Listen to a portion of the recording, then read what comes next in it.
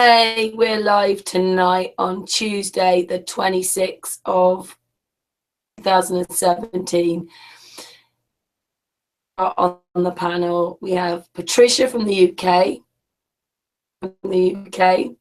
and Ceres from Holland. And tonight is Stan's Think Tank evening. And over to you. Stan, where are you? Yeah, I'm here. I'm just watching. Yeah, I'm just having a good think. You know, we need to set some goals, achieve some things, and move this thing forward. You know, that's what I'm thinking. So this is what I've been thinking. And then make what people are saying impossible, then possible. By making a map using the sky, we can then check Ceres' map against all of our data and just double check everything and make sure it's all working. It's like this is Dubai moon tracking. What we've done, we use a 360 camera, and then we just take 30-minute timestamps out of it where the moon was, and then stack them up over, make the images to create the paths where the moon had got throughout the time lapse. And then this is the end result. This is one night of moon tracking from Dubai on a full moon. I'm unsure of the days now and everything, but yeah. And if the red line at the top is the north and the blue line at the bottom is the south, so you can tell when you're in the northern or in the southern hemispheres. We'll call them that for now. But what we do, we basically take this image. This is another one, it's just a short track. It's not a full, complete track throughout the night, but it's, you know, a decent track, this one. Put our scan lines to it, and then when we twist it, it gives us our latitude by the amount of twist we have to put in. The amount of degrees of twist will tell us where we are. And this is what we're trying. Stan, explain why you wanted this evening as well. Why did you want this evening? Well, we're at a point now where we've done all that we can do, so to speak. Like, we can do little bits now, but to further this on, we need everyone else to actually get involved now and go out and do what we've been doing, track the moon with these cameras. One Antonio and everyone was doing the sun tracking. The amount of turnout, people turning up and getting involved, was phenomenal. There was a lot of people who wanted to get involved and have a go. Now it's not free, but it's inexpensive, and anybody can do this. Like, anybody can do this. So, and then, you know, all we need is the raw data. Like, this is one evening's track again, like a time-lapse video that's been put onto YouTube, and then we've downloaded it from YouTube and created this. If you see this in a VR headset, you will get far much more from this picture than me just showing it to you like this.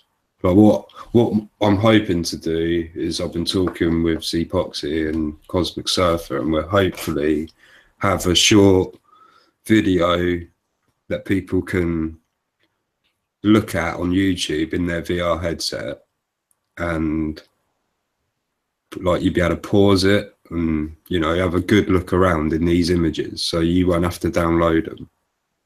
You can just have a look on the YouTube, you know, or you can download it if you want to see it in the higher resolutions and everything, because some of these pictures are 8K. Like, they take a long time to send, just to upload and send these these pictures, but this is where we're going. And from this, we have an understanding of how to map it.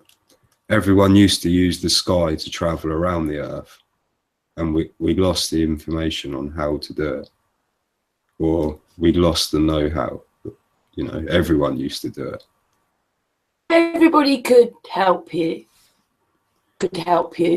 What would you be expecting to see? Just asking. Everybody have that. What happens if everybody has that view? Like 10 miles down the road, someone else has got exactly the same thing as that. That's what we will see. We will see on the same longitudes, we will see the same, but it'd be the timestamps then we're interested in. What we need is UTC time, which is Universal Time Code. So the time now across the world is now. It's not 9:24 in the UK, and you know, it's not, you know, +1 here and +6 there. The time is now. And Universal Time Code at the minute is UK time -1 hour. So UTC at the minute is 2024. So my cameras are all running on UTC time code. So they're thinking at the minute it's 2024. Same as the Cosmic Surfers, same as Z-Proxy, same as anyone that I've told to set up a camera. I've told that we need it in UTC, because then we get the longitude. Because if I just blast through a couple of these, great. If we look at this one, the blue line is south. This blue dot and this blue line, that's dead south. The red's north, east, and west.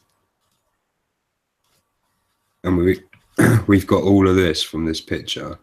If you look at this in a VR headset, this line will show you where Polaris is.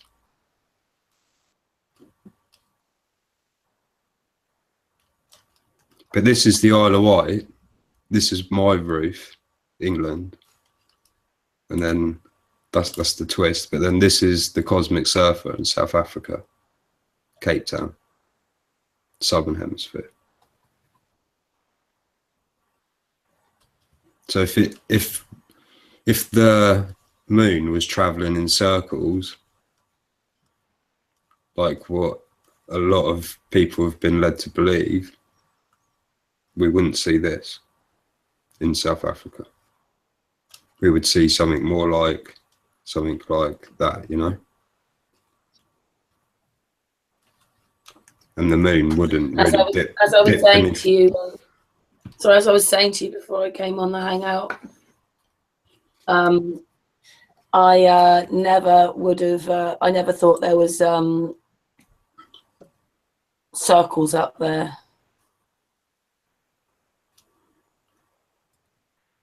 I never thought it was just one. This is what I, you know, this is what we need now. This is just a real partial track someone's done. Like, I don't even know what they were. I don't even know if they were trying to film the moon. They were just probably testing their camera. But we found it on YouTube, downloaded it. These lines are always within like a rule. They always follow a pattern. And just from that, you get where that was. So if we knew the exact location, GPS location, where this camera was, from this, we can then work out if that location is correct or if it needs adjusting to suit.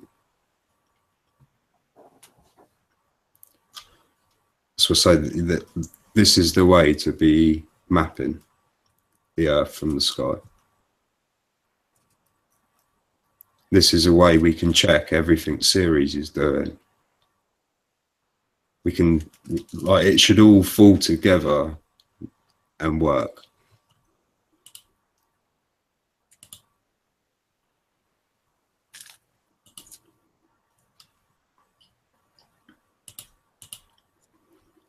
Yeah, let me go back.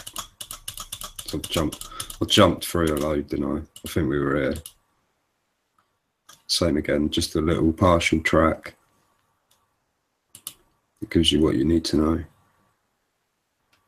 But what I really want to see is 14-day. Or really, it'd be lovely to have it continuous like I do mine. So if ever I say to someone, hey, where's your moon? They're like, well, my video's on YouTube. Here's a link. I download it. Check it out. But for now, 1 day would be sufficient. 14 days would be lovely. Continuous would be out of this world. I'd be so happy. Didn't someone in the chat room say that? Didn't J-Lo say he had a 360-degree camera? Yeah. He's gonna put it up and have a go at tracking. He's in Scotland, so that'd be a good one to have, because where I'm in the south, right at the bottom of the UK. Hey, Mike Helmick, how are you? Mike Helmick's joined us now. Greetings, everyone. Carry on. Carry on. Hi, Mike. It's it. But yeah, this is where we're at. You know, we're now looking at this to get stuff. You know, to get our data. This is where we're down to. We're down to scraps. We need fresh data. As soon as we get some more fresh data from more locations, we can process more and keep going. Really, it'd be lovely to have everyone doing this. There's so many flat earthers now, you know, there's so many people in this community. People with means, you know. This is to do what I've done and do a track, you can do it for about 100 quid. You know, you can be set up and you're tracking then. I've been tracking now for almost 10 months, I'd say. I track the sun, the moon, everything. Venus shows up on my camera. That's what some of these little dots are, planets like Venus, and it does show the odd star, you know, these cameras. But really, all I'm interested in is the moon. If you can, if everyone in the chat, if they can actually do this, you know, start tracking, collecting data, we will have so much to show. It would be mind blowing, you know. For this to progress, we need others now. Dan, I'm gonna say this. Go on, Patricia. Go, Patricia. just going to ask you, Dan, is there any other way you can do it than putting it on your roof? Well, yeah, as long as you can get a rise or a set, that's the bet. That's the key, really, is having it come, you know, one side or the other. If you can get just a partial track's better than no track. That's what I said with this one here. Look, that's literally nothing. That's no bit of that's like an hour's worth of footage, an hour and a half's worth of footage, if that. And from that, we've managed to work out that, you know, everything we need to really know. But to actually say this was 100%, you would want the full 14 days so you could see top to bottom. But from this, from the timestamp and date, I could go back to my footage and cross-reference and check where the moon, what scan line the moon is on. You follow in? So I can check everything from my data to make sure no one's feeding us baloney. Can you explain why that picture looks like that? Because we've twisted it to tell us our latitude. This is it untwisted. This is how the moon is in your sky. If you're stood like you've got to imagine this picture joins from hit this side to this side. It's wrapped around you, and then the bottom, you know, the top's joined, like the center is there. And it's just when you're in the VR headset. This is why I say if people need to have a VR headset to really understand what I am showing, where this work's going. The VR headset is one of the ultimate tools for what the work for flat Earth. Especially if we can put like Ceres' map and stuff in VR, it'd be awesome. That's what we will have in the end. You will have a fully working model, but it will be only working in VR, because that's the only way you can really show it. You can't show the sky. That's why everyone shows the sky and the moon circling round in the dome, because you can't show it how it. I can't show you this on a, you know, without a VR headset, basically.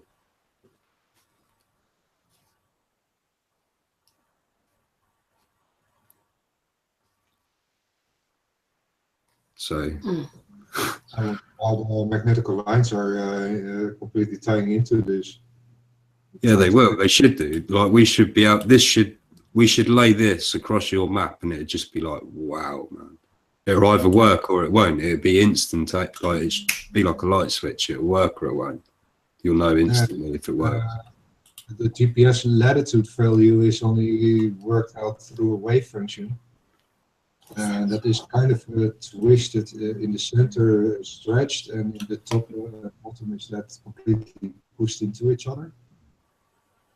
But where then the actual center is 90 degrees above you, you know, the Polaris center, or in the south the center, where that position actually is, that still to be figured out. If you ask me, that's way beyond the pillars. And that's already just before the S of the square. Well, yeah, underneath the pole star, you should see the lines should be flat with the horizon. This should be flat. There shouldn't be no twist. That should literally go level. Yeah, if you go far enough. Yeah, if you go literally underneath, bang underneath that pole star, so the pole star would be literally dead above you, you would have a 24-hour sun that is true, right?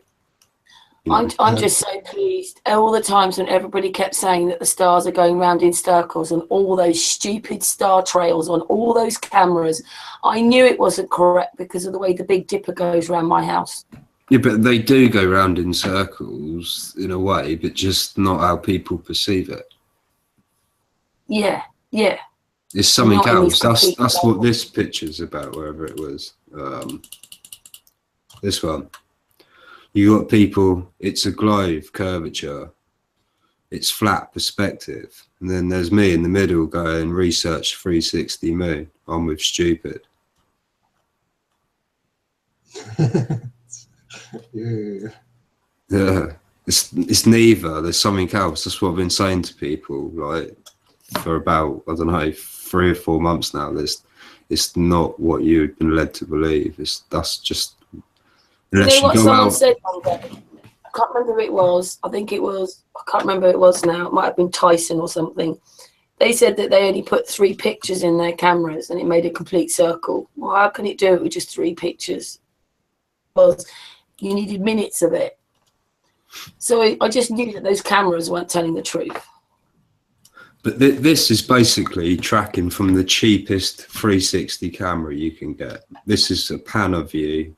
It was, I think I paid £70 for it almost a year ago. It took me about 6 weeks to work out what the hell I was even doing with it, because I was just a complete novice, you know, I didn't have a clue. I literally sat there for 6 nights to upload my first video, you know. But anyone now doing it, I can just go, yeah, this is how you do it, and straight away you're doing it. You're uploading. I've done all the hard stuff of working out how it works. But this is literally, you can get these cameras now for £40, £50 on eBay. And that's what I created with a £40, £50 camera. Like, as far as I'm aware, me, Z Proxy, and the Cosmic Surfer are the only 3 people to have, well, like, general public to have 360 moon tracking from 3 different locations. Like the full 14 days. Because you see, this is 14 days, but it's broken. Because obviously the sun was up here. So you can't see until the sun's gone down, and then you just see the last bit of moon. But down here, it was like the full moon, so you got a decent track.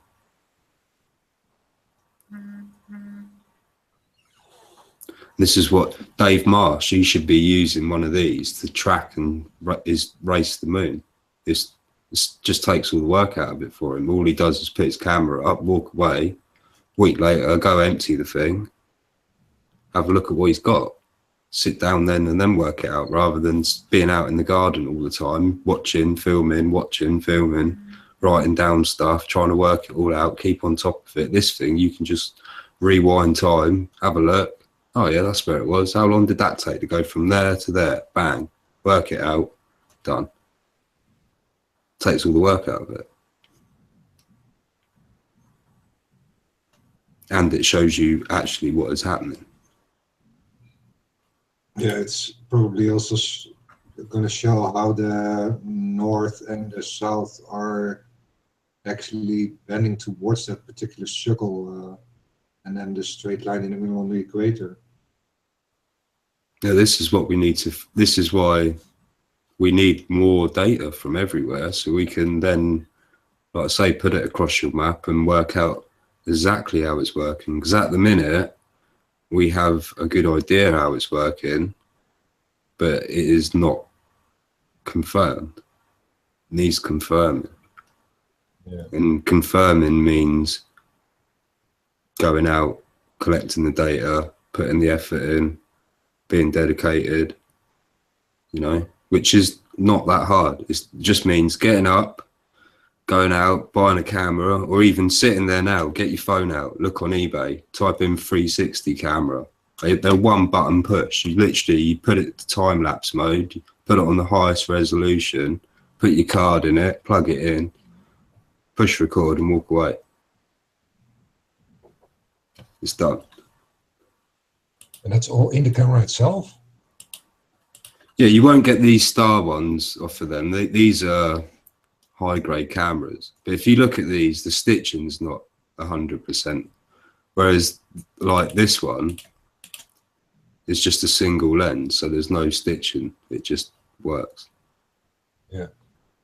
This one is the most simplest one and cheapest one to use. Really, though, we would like to see VR, like Samsung gear, because you can take an 8K. If I shoot that's what this is an 8K picture from my 360 with the 4K tracking. That's the cheap Panaview camera just there, and I've nipped up on the roof with my tripod, held the other camera up next to that camera and snapped a pic with my 8K, and then we've put the 8K as the backdrop. If you look really close, you can see the tree lines. There's just a bit of, we can't get it absolutely spot on, like for lining it up, but it's pretty damn close. You know, Dave Marsh has joined us now. Hello, Dave Marsh. Hello, how you doing all? Carry on, don't mind me. I'll pick it up as you go on. Well, Stan, just explain it again then, because this is Stan's night. But just explain it again, because Mike wasn't here at the beginning and Dave wasn't here at the beginning. I'm just saying we're Yeah, if you don't mind. well. This is I'll tell you about this one again, Dave. But this is the cheapest 360 camera you can basically buy. It's a panel view. They're about £50 on eBay if you have a look. Just type in 360 camera, and the one that comes up's a panel view. But if you leave it out, recording all the time, this takes all of your moon race work out. You know, it takes all the hard work away. It literally tracks the moon all the time, and all you got to do then is go back and process it, which is what we're doing. Cool. I may need to borrow some of that visualization, if you don't mind, at a later date. Yeah, definitely. I'll send you. I'm happy to send any of these pictures to people to view if they want to view them. That's what I really want, is people to view them in the VR so they can get a true understanding of what I'm showing. How far away is Dave from you, Stan? Where are you at, Stan? I'm on the Isle of Wight. Okay. Yeah, it's a few hundred miles away. Yeah. So we would have a difference in sky. We would note it. If you put a 360 up. I was speaking to Jay. It is Jay, isn't it, Karen? In the chat. And he's putting one up, and he's in Scotland. So if there was you, me, and Jay, we've then got the whole of the UK, top to bottom, covered. You know, top, middle, and bottom, and then we will be able to work out from there how much it's moving on the latitude, you know, because we can measure between me and you. They can't really lie about that too much, can they, like that?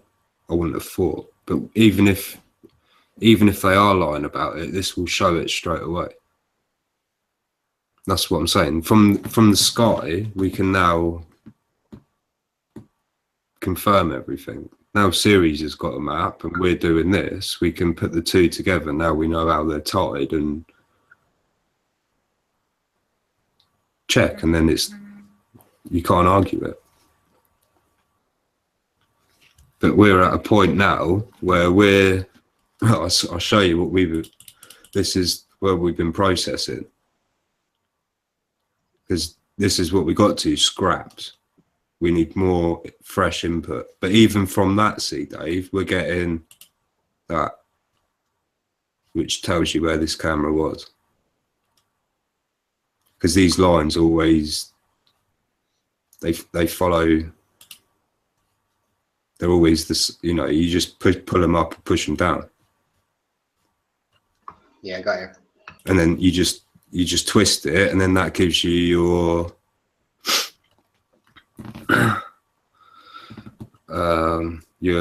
degrees of twist on the image, which gives you your position. Yeah, it's cool. What did you do? Take like a little time lapse of each? Yeah, I've got mine going 24/7. It's been going now for about 10 months up on my roof. This picture here was 14 days of tracking just the moon.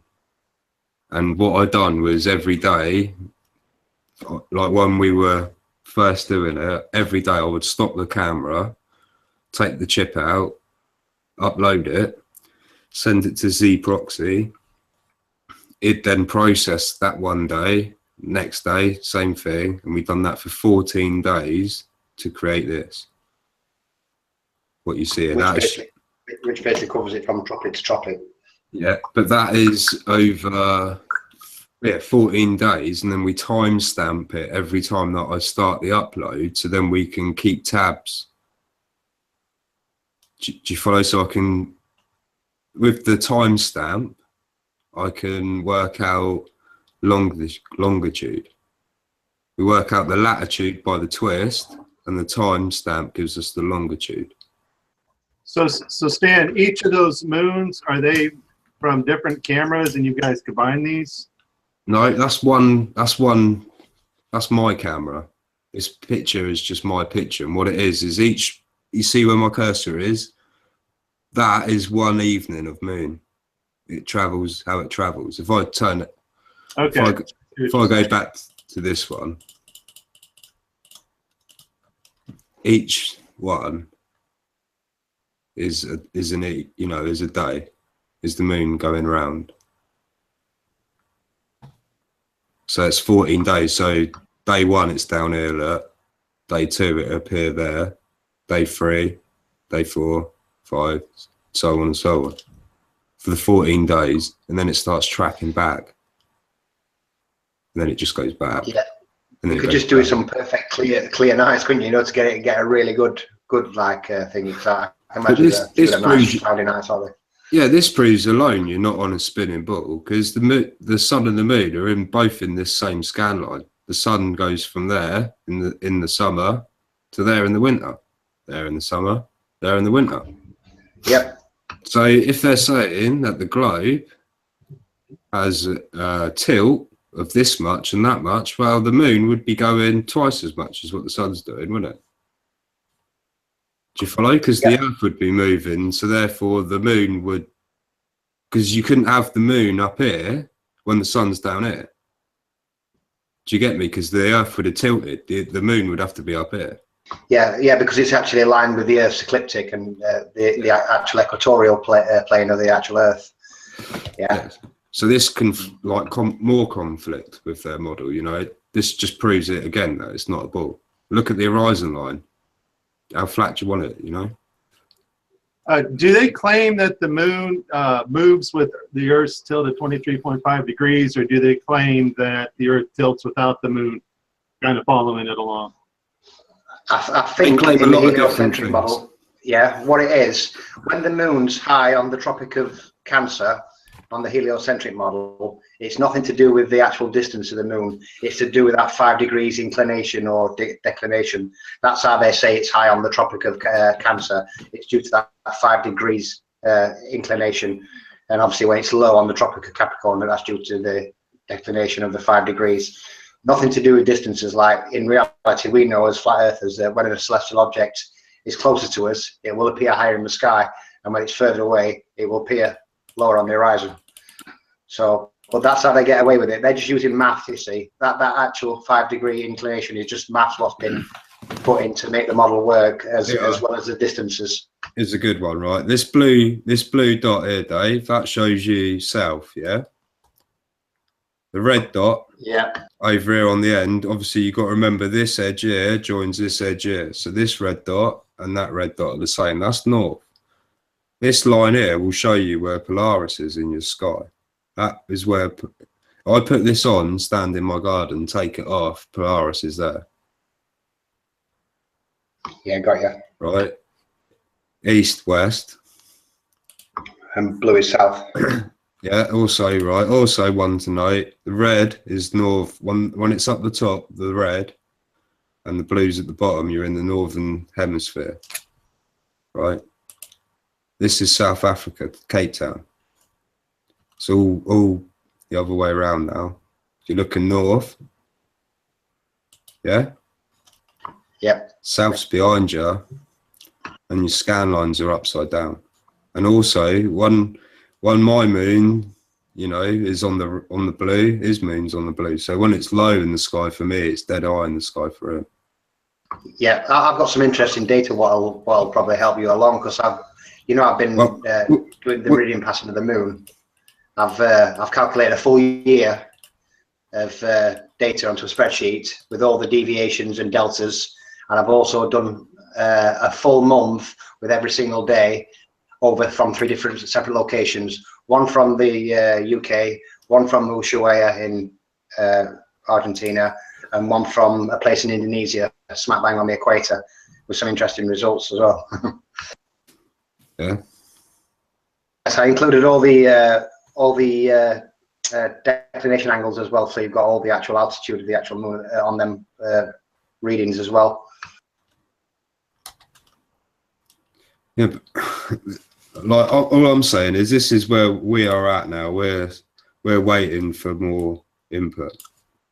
We need everyone now to go out and get a VR headset. Basically, that's your first step. Second step is to get involved and start tracking this, because I can't do this. I can only do so much from here. Like you, same with you, Dave. If you put a camera up now, you get me that, I can work out this for you. But then we need the next person. We need the next person. You follow me? I need. Yeah, go ahead. If the equator position is actually also making this line exactly 90 degrees on the horizon. It would be on the equator. And on the equator, you would see these lines. Yeah, you would see this literally come round, dip straight down, and then back up. And then, yeah, like you say, then just not. This is just shy of the equator. Yeah, that part is then 90 degrees on the horizon.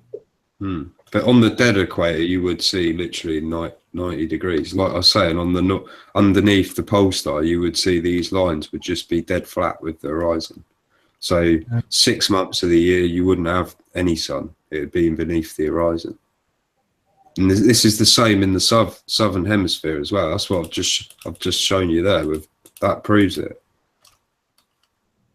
You get the same effect in the south. If you keep going south, look, south's behind you, the blue dot. If you keep heading behind you, you're going to push that sucker down until the point where it comes down in, and then you get a 24-hour sun or your 24-hour moon. You will get both. You get them north and south. Yes, you would, because but the moon would only be for like a couple of days because it shifts so fast between tropics. Yeah, that's it. It only lasts a few days.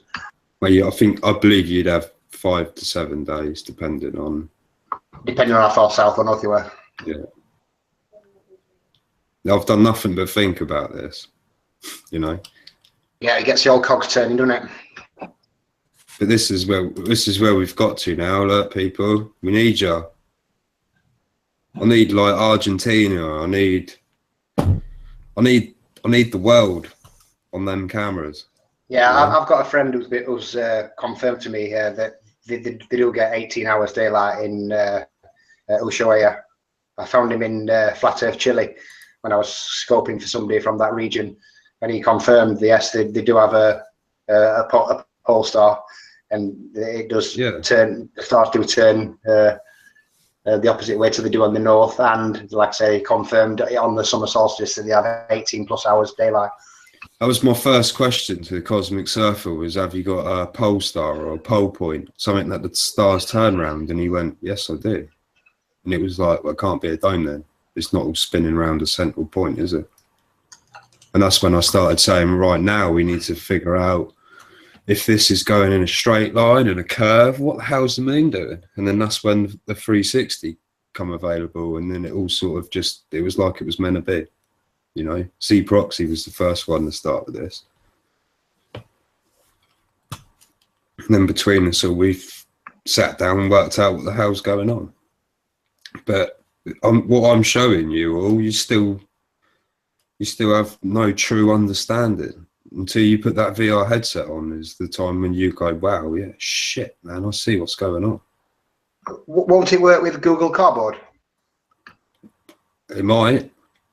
I use a Samsung VR Gear, an Oculus one, like the 2017, I think, or 2016 or 15. It's the white one with my Samsung S7 phone. But I know you can get it for the S6 and stuff. I'm just thinking about Google Cardboard because I watched a film at Susie's Brothers in 3D, and I got the 3D effect just from the Google Cardboard, if you know what I mean.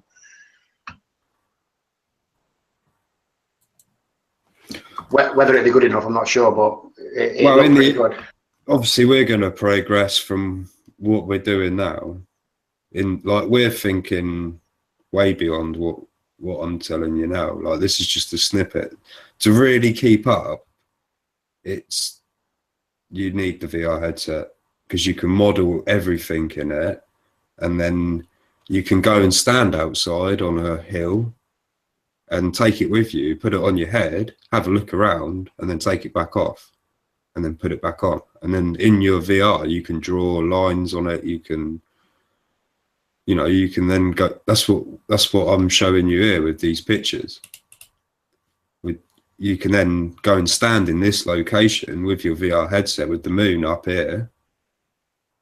Put this picture on, line yourself up correct, and then just be like, it's real. That is how it's working.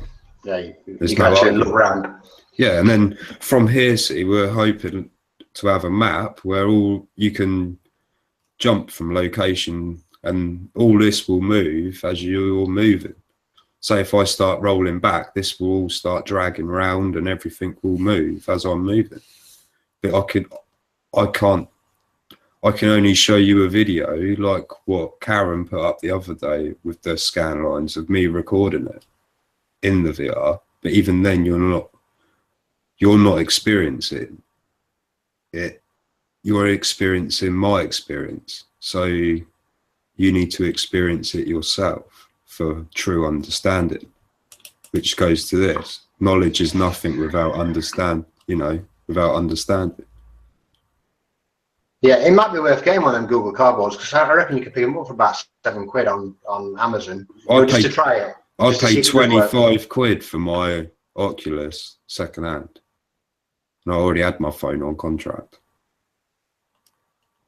So it cost me, my cheap camera was £70, but they've come down since then. I bought a really decent Lexar card for it, a 32 gig card, because of the high speed. You need quite a high speed for these cameras, otherwise they don't always copy all the data, and they crash when they're saving. But you'll be able to use an 8 gig one. I use a ScanDisk one in my Samsung Gear, and it works well. I picked up an ultra fast one from Sainsbury's the other day for $14.99. A 64 gig ultra speed, the fastest one they do. Like, it was half price, so I grabbed it. That's what I mean. So you can, if you're clever about this stuff, you can pick up all this stuff cheap. Like, I bought my cheap camera brand new, but my Samsung Gear, I only had it a little while, and I paid £150 for it, and knew they were 400 quid. And then with my Oculus, I paid £25 for it second hand. Just keep an eye out. Don't want to buy rubbish, but just if it looks like it's been well looked after and it's still sat there in a box, like, what's the harm in second hand? A lot of these contracts, when you get the phone now, they're chucking the Oculus headsets in there, and if people don't want them, then they'll just bang them on eBay or Amazon, won't they? Yeah. So yeah, they just sell them on, and that's it. You can get a lot of cheap things on there. Cosmic Surfer, he bought the one up from me, and he got it for €40, like brand new. Wow. In a box still. So you can get deals, and someone might just have a phone that they've just been sent new on contract they don't want, that you can get. You don't actually need the headset yourself at the second. You just need to be able to get in one and have a look, see what I'm showing you. Yeah, I look forward to getting something like that and see if we can see what we can see in there. Well, this is what I was saying though. It just turns I can't do that. I don't know where. I don't know. We know now, so we can. I can. If people collect the data, we can do this. We don't need anyone to show us how anymore. We can do it ourselves. We've got the technology available. 2 years ago, you wouldn't have been able to do what we're doing now. Not on a budget, But now you can create everything that we're doing with a £70 camera. And then, like I say, you can borrow a VR headset just to have a look.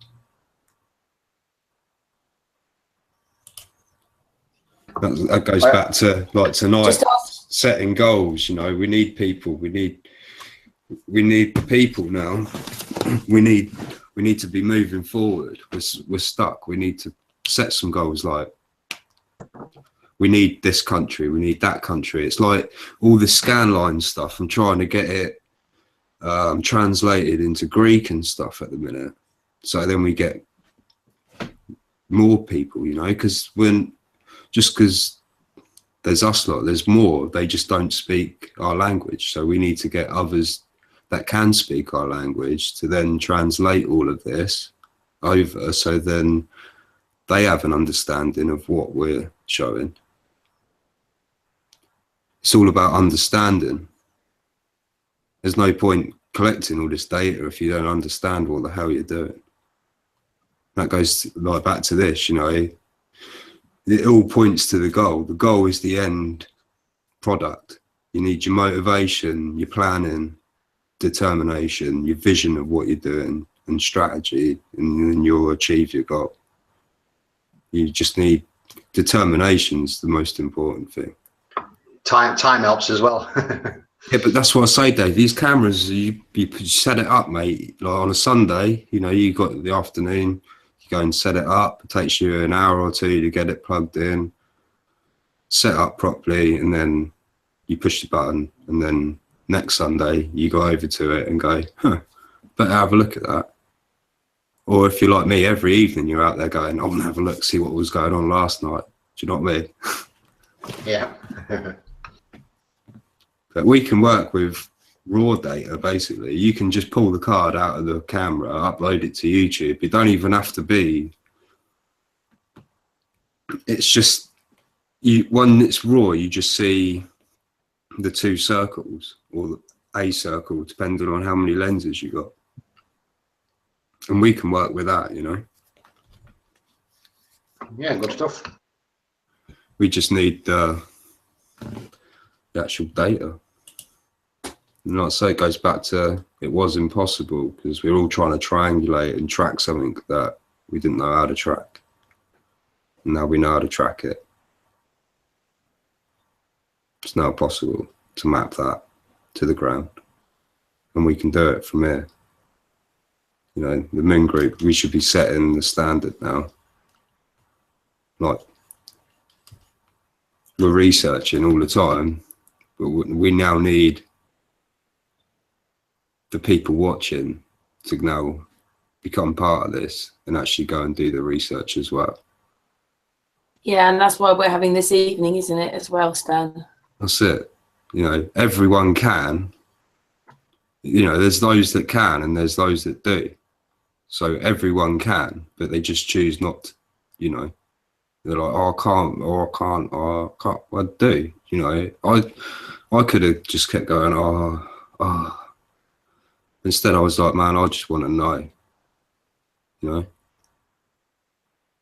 It's like I said before, like even if you can't afford to buy the equipment, even if you've just got like a cheap app on your camera, you can do it just to, you know, get some readings of the moon and feed it into somewhere. I know that obviously Karen, Sun and Moon Group, they take a lot of readings, and like I say, you can contribute just by doing that. So it's not a matter, if you can't afford a camera yet. In the meantime, what you could do is just take some readings. You know what I mean? Sun and Moon. Well, not that. You could, you know, that as well, Dave. Or you know, you could have, say, you could have 3 or 4 mates.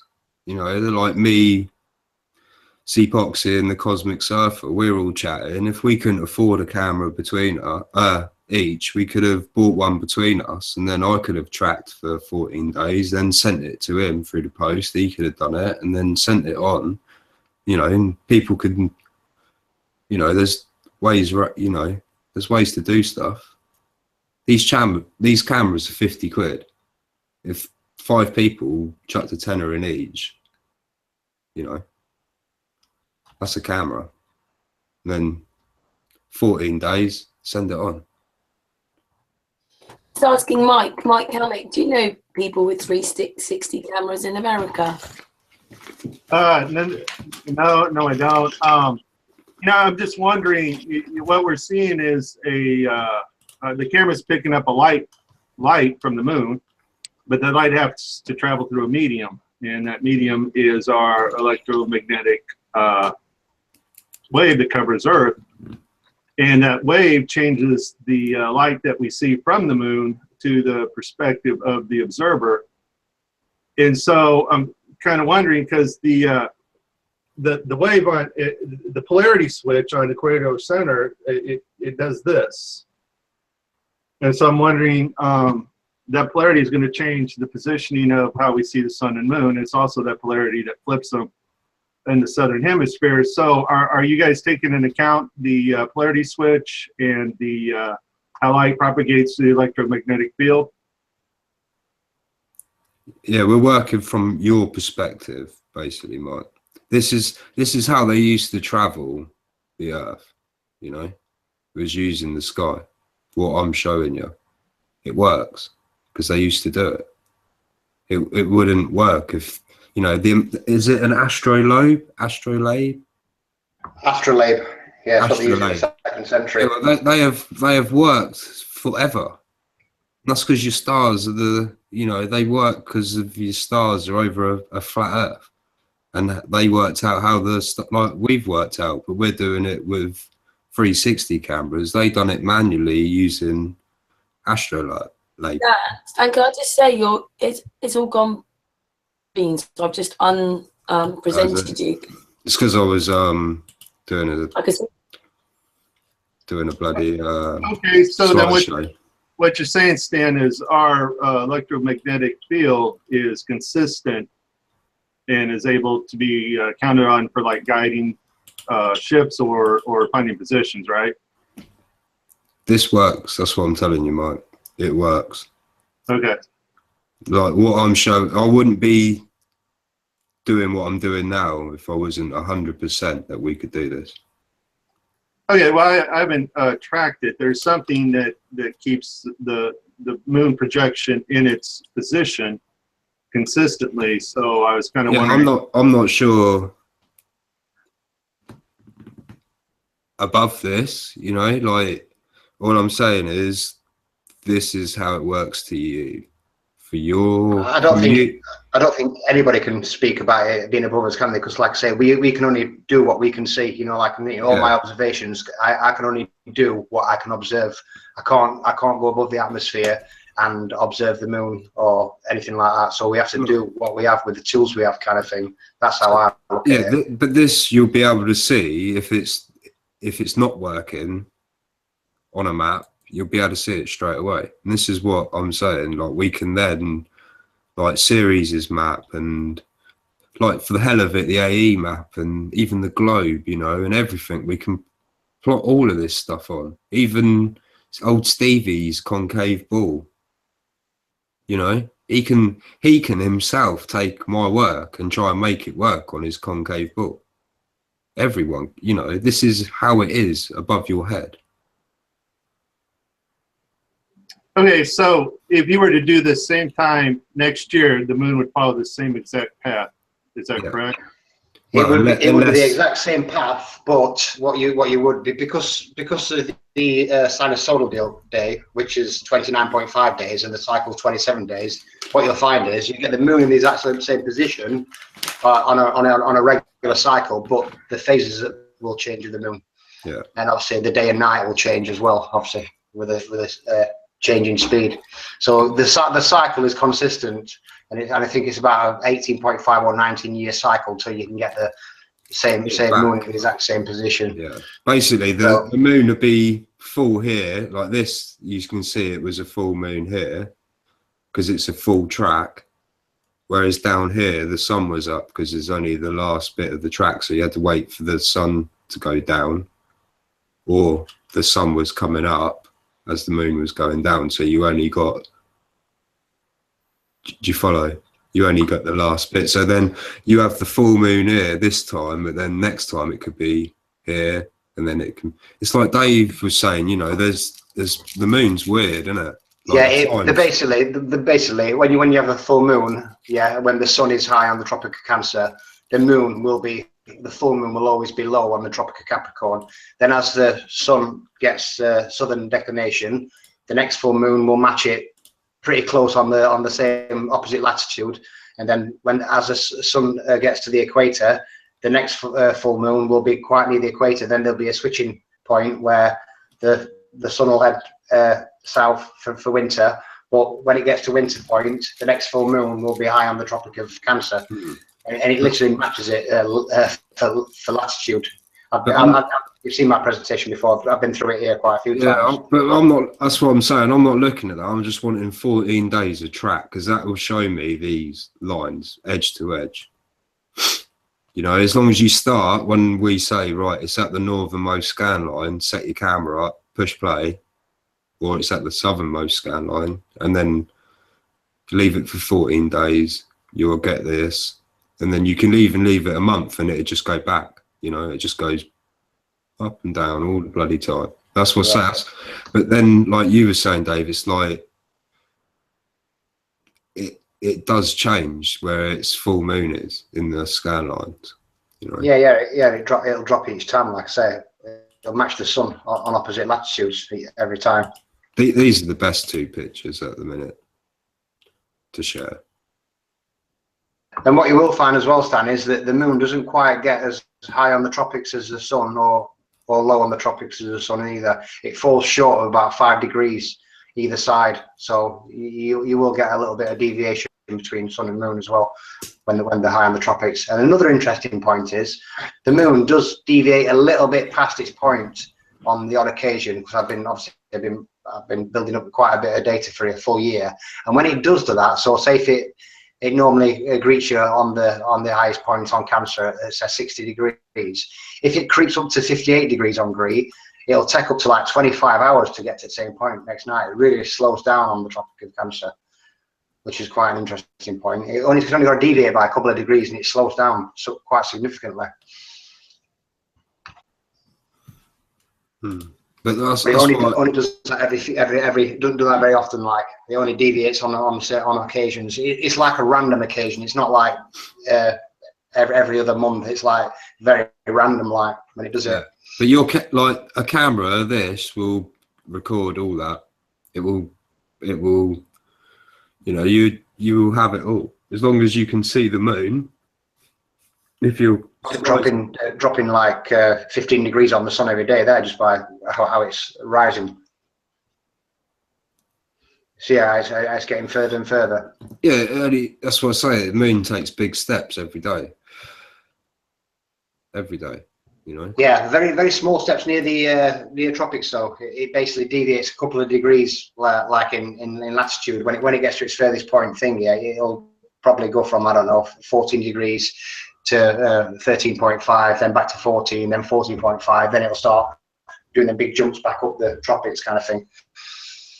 But this would be my end goal for everyone, to have this picture from their roof or wherever they can get a picture from. You know, even if it's, like I say, look at this. This was taken from inside a window. You know, look, you can see the edge of the window. That's the window frame. So you can do it. That's half a track, but it still gives us everything we need because you've got the set. Or if we had the rise, you know, it doesn't matter. Or, you know, as long as you've got a bit for us to play with, we can work it out. But this is what I would love for everyone to have, is this. And then from this, we can then process the map to double check everything. This would be my goal, and everyone have a VR headset with this image that they've created themselves. Well, then we need some from the southern hemisphere. That is the southern hemisphere. That's South Africa. Cosmic Surfers in South Africa, isn't it? That is his picture. That camera I bought off of eBay, wrapped it up and sent it to him in the post because he couldn't get them there. So if someone out there is having trouble getting one, just message me, send me your money, I'll wrap it up and I'll put it in the post. You know, I ain't gonna rip anyone off because I want to know. And I ain't like that anyway. You know what I'm saying? We have made no money from this. We have spent money to do what we've done, and I don't want no money. I'm not asking for anyone to make it, like, to give me any money. I'm just saying I want that data. I want the info. You know, we can't do this without the people now. I'd love to have enough money to get in a van, put a 360 camera on the roof, travel around, stop up for 14 days, film the moon, another 14 days, film the moon, you know, travel all around, but I can't physically do it. I'd be dead before I collected everything I needed to know. All right, so what's the ultimate goal? What are you trying to find out here? Trying to build a map from the sky, Mike.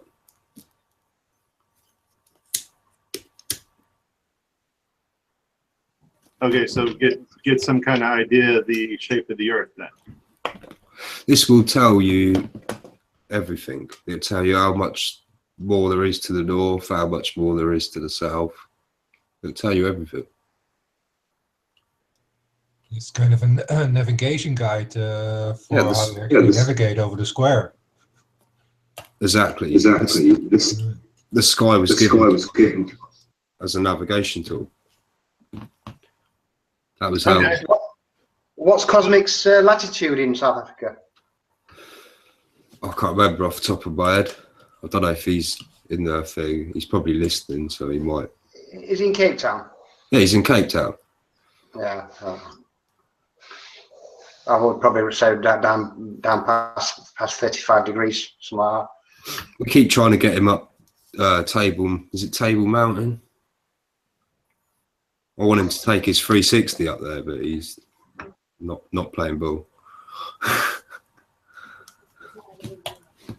But yeah, this is what we need. Like with this, we can create everything we need to know. You know, if you know where you are. You know, if I says to you, Mike, right, if you give me all this data and I say to you, what's your GPS codes? And you go, blah, blah, blah, that's your GPS codes because you know where you are. And then we'd check that on the sky. It's like my GPS codes don't match my sky. Where they tell me I am, I'm not there. Not according to this. Yeah, this one looks really the other way around. Yeah, this is the this is the north. So, are you saying that are wrong? You what, mate? Say again, Mike. Are you saying our GPS is messed up somehow? I'm saying they're lying to us where we are. They've moved. Look, I'm more to the north than what they're telling me, I think. I can't remember. This was so long ago, but it was not right. I can't remember exactly how I'm not right. I haven't marked it down, but we're not right. It's same with the south. The furthest populated place in the south is Ushuaia, which is it's only at 54 degrees latitude south. You know what I mean? Well, look at Cosmic. You get to 60, you're at the Antarctic. Look at the Cosmic's scan lines. And then look at mine, and we're roughly the same, you know. Yeah, its latitude is further towards the equator than yours. That's why it's appearing higher in the sky. That's what's happening in there. So that's what I say. I'm further north than what they're saying. Only a little bit, but when you twist it like this, it gives you your degrees for longitude, latitude. Can I just say, I sort of understand because the way the Big Dipper goes round, although I'm not quite in the middle, so we're not quite north, but the way the Big Dipper goes round. Well, when I went up to Cumbria the other week, I went up there and done a track day on my motorbike, and being me, everyone else is out drinking in the evening, and I'm stood there at the van looking at the sky, thinking, that's changed. That ain't usually above my head. I've never seen that above my head. Yeah, it changes quite quickly, doesn't it? It's surprising if you only have to go a little bit north and you can see a lot more different stars. Same when you go a little bit south too. I bet if I went down to where you are, I'd be seeing stars that I don't recognise. Yeah, that's because it moves all the time. As you're moving, with every step you take, it moves just the tiniest bit, just a little bit, but it does move. Yeah, because I'm a back garden researcher as well. I only recognise the stars on my back garden kind of thing and all. Yeah, that's what I was like. And then when I went up there, I was like, hang on a minute, that's above my head. That's never been above my head. So I must be like, I've gone quite a bit north for that to happen, And I just sat around in the van, just thinking about it all night because I still hadn't quite worked it out then. What was your elevation when you saw that? What, in Cumbria? Right, you're saying you saw some things maybe you shouldn't have seen up in the sky at that time. What was your elevation? Oh no, I should have seen them. Like you will see them. It's like Dave says, the more you like when you move. I'm not sure if elevation has any change on this at all. What it is, when you're looking at the sky in your back garden night after night after night after night, you get used to seeing the stars in the same position. Then when you go to like an open area where you're not used to, and it's quite a big open area, you recognise stars maybe a little bit further south on the horizon, what you don't normally see like from your position. You know, you've got your houses and stuff around you, so there is certain parts where you never actually see when you're on your back garden. Because, like I said, I've only been looking at the skies for like last year and a half, so it's still pretty new to me. But I do recognise like the majority of the stars on my backyard. I can name majority of them. But like I say, when I went camping, I looked in the sky, I was seeing stuff that I didn't recognise, if you know what I mean. That's a great one. Can I just say, when I went to Denmark, I was really surprised that the Big Dipper was so different. Like, it goes around my house here, but when I went to her house, I had to go down, like, she's got like a field. I had to go down the field to see it, whereas it goes around my house. So there'd be an easy way of testing elevation as well for you, Mike. You could put your camera on the top of the Dubai Tower here on a little pole sticking out over the edge, so you get it directly above one on the ground. Hit them both to record a full lapse of the moon, and you would see if there was any change. Because who took that one? That's a great shot, that one. That was just on YouTube. It was just a full moon time lapse from Dubai Tower. Okay, well, I got some things to share that Chris Monk and I have been looking at, if that's okay. Not objections, just some things to keep in mind. All I'm saying though, Mike, is I'm not saying what's above for this. I'm not saying what's projected in it. I'm not saying anything like that. All I'm saying is this is how it works. This is how it's going. Right. This is how you're getting southern 24-hour sun and a northern 24-hour sun. This is how it is. Right, from those observation points. I understand that. So that, I mean, that's good. That's good. If I can share this, though, I'll show you what you guys are tracking. That'll be all right. Yeah, I'll stop presenting now. I've stopped now. I'll try to just share the folder application window. Okay, this is the moon above the cloud layer. Is everybody looking at this? Yeah. Okay, this is the moon above the cloud layer. Oh no, hang on. The file list. You shared the file list instead of the image view. You don't see a picture? No, you reshare and then share the image viewer. So I got to open them up first. Yeah. Open first and then open the share. Okay, that's the way that works. I just want to share a link.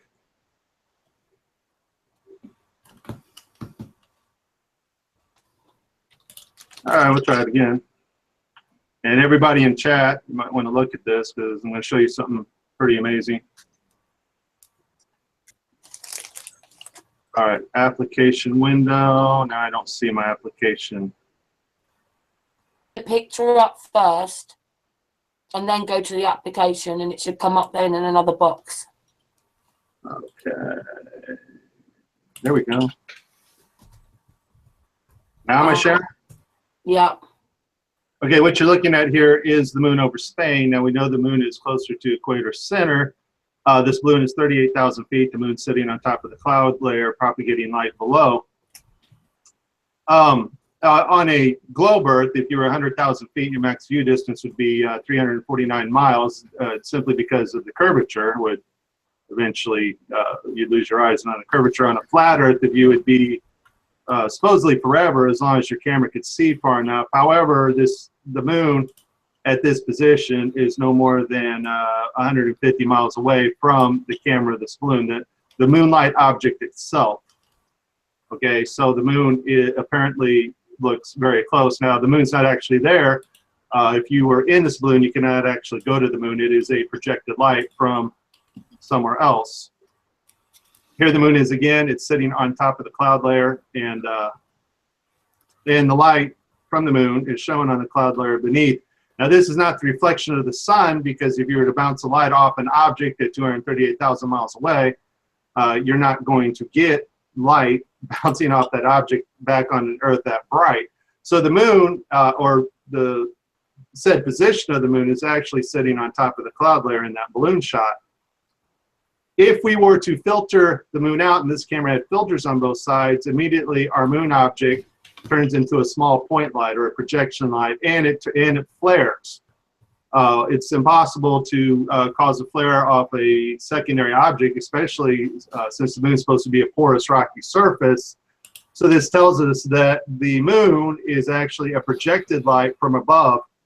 And the reason why it's so bright is because it's not being filtered through our atmosphere. If we were to see this below, we'd see the moon in a different position, but we would see the face of the moon. So this is a projection light from somewhere. And here it is, leaving a flare in the camera lens. So it's giving off a very powerful light from its projected view. And that's why I'm asking this magnetic field here. The way we see things, everything we see has to come through our magnetic field. And depending on the wave frequency, light has its own spectrum that our eye cones are able to see. As you can see here, we can see, our eyes can pick up this wave spectrum. And so, but this wave spectrum has to propagate itself through the magnetic field. And depending where you're at in our magnetic field, that's what causes the rotation of both the sun and the moon. Simply because this wave frequency coming through our magnetic field changes the orientation.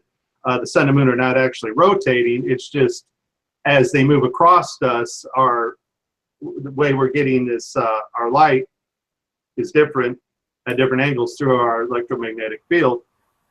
And this is why the moon looks right above us here on top of the cloud layer, simply because from our height observation and its projection in the magnetic field.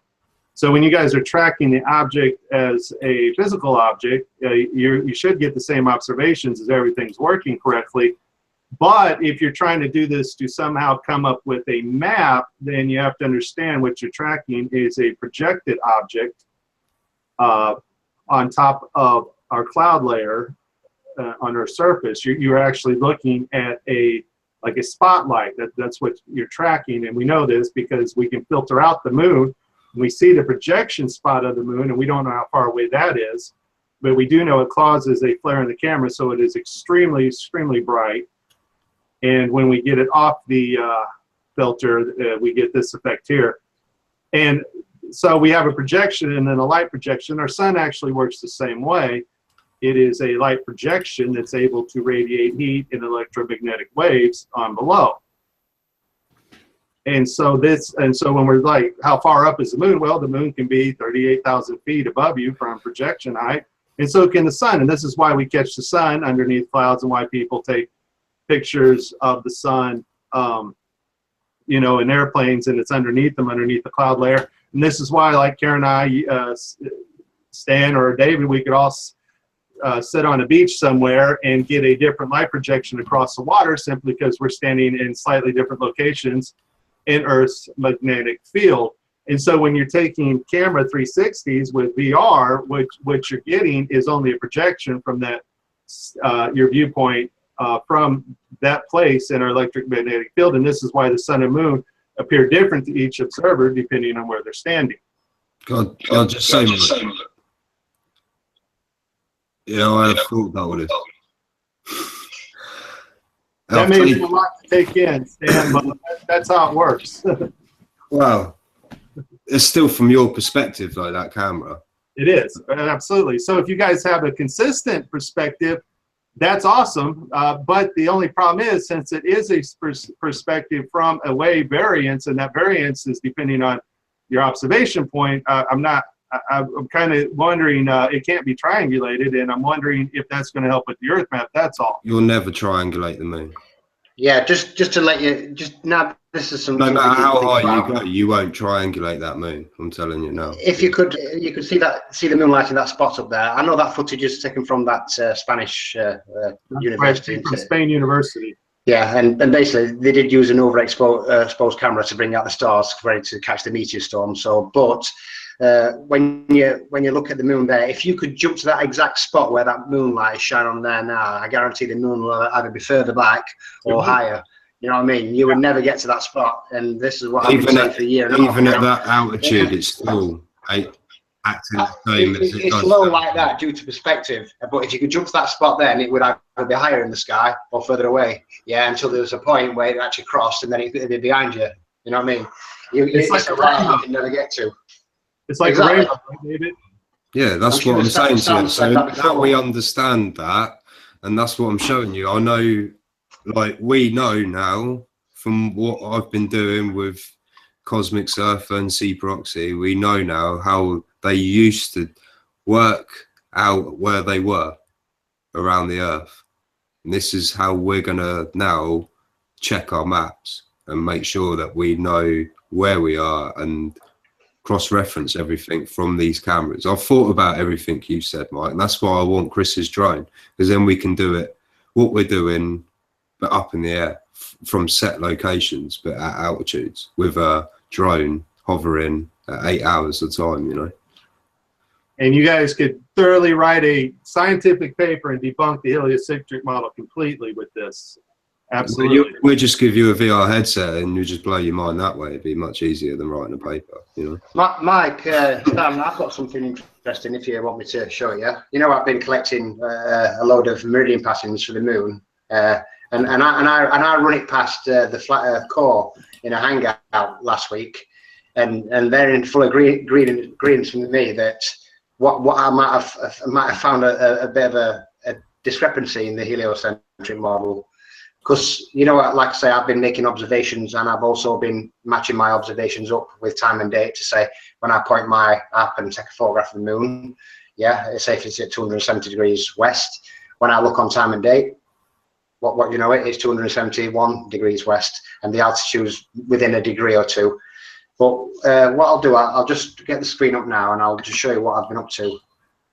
Well, we actually modelled all of the scan lines on the globe for the eclipse, because we knew where the moon should have been and everything. It had to work, and it still didn't. Right, so I've got my application window open, so if I share the application now.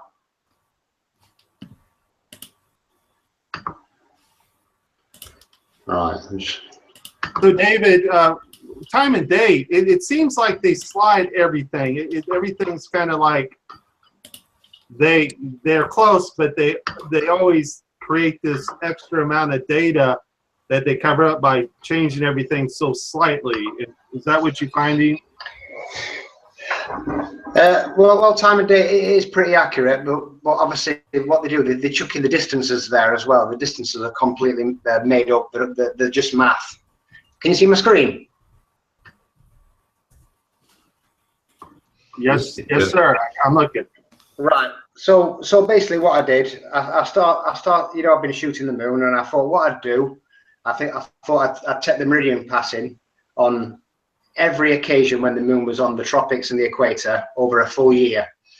So basically, if you see my cursor, obviously I started on the Tropic of Cancer on the 26th and the 27th of December 2015, and there's a time it crossed the meridian passing, and there's a time on the following night, which was at 1:23, and you can see there it took 24 hours and 54 minutes.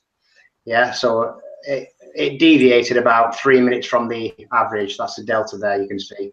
So as you look through the readings, this is, as I've noticed when I've actually made my own observations, is when the moon's on the Tropic of Cancer, it's pretty slow. Then as it heads towards the equator, it speeds up quite significantly in a short matter of time. So then it only takes 24 hours, 42 minutes to get to the same spot the following night. Then when we move to Capricorn again, what you'll find is it slows down slightly. But the interesting thing is, when it heads back to the equator from Capricorn, it stays at relatively the same speed. As you can see there, there's hardly any change in the meridian passing. Now, I went through a full year, and what you'll see is you've got that same speed up, 42, 43, 42. The only time the moon speeds up is when it heads towards the equator. That's every single time, all the way. And what you will notice, we all know that the moon's mean time is 24 hours, 50 minutes as a mean time. Now, if I select all them meridian passings there, I don't know if you can see, just see the count there in the bottom corner there, look. Let me just hide that. See it there, the average, 50 minutes, 0.89. So the mean time is working out perfect. It's 24 hours and 50 minutes, which is, we all know, is the mean time of the moon. So what I did then, I went to my observations in March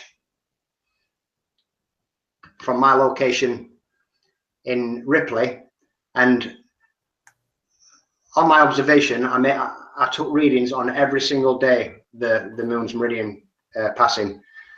As you can see there, look, same again. You can see as it's slowing down from the Tropic of Cancer, as it's getting to the equator, the moon actually speeds up till it's its fastest point there on the 15th. My reading was on the actual 13th there, so I caught it. But you can still see, I could still notice on my screen, because the moon speeds up on my screen as it is doing that, as it's matching up on time and date.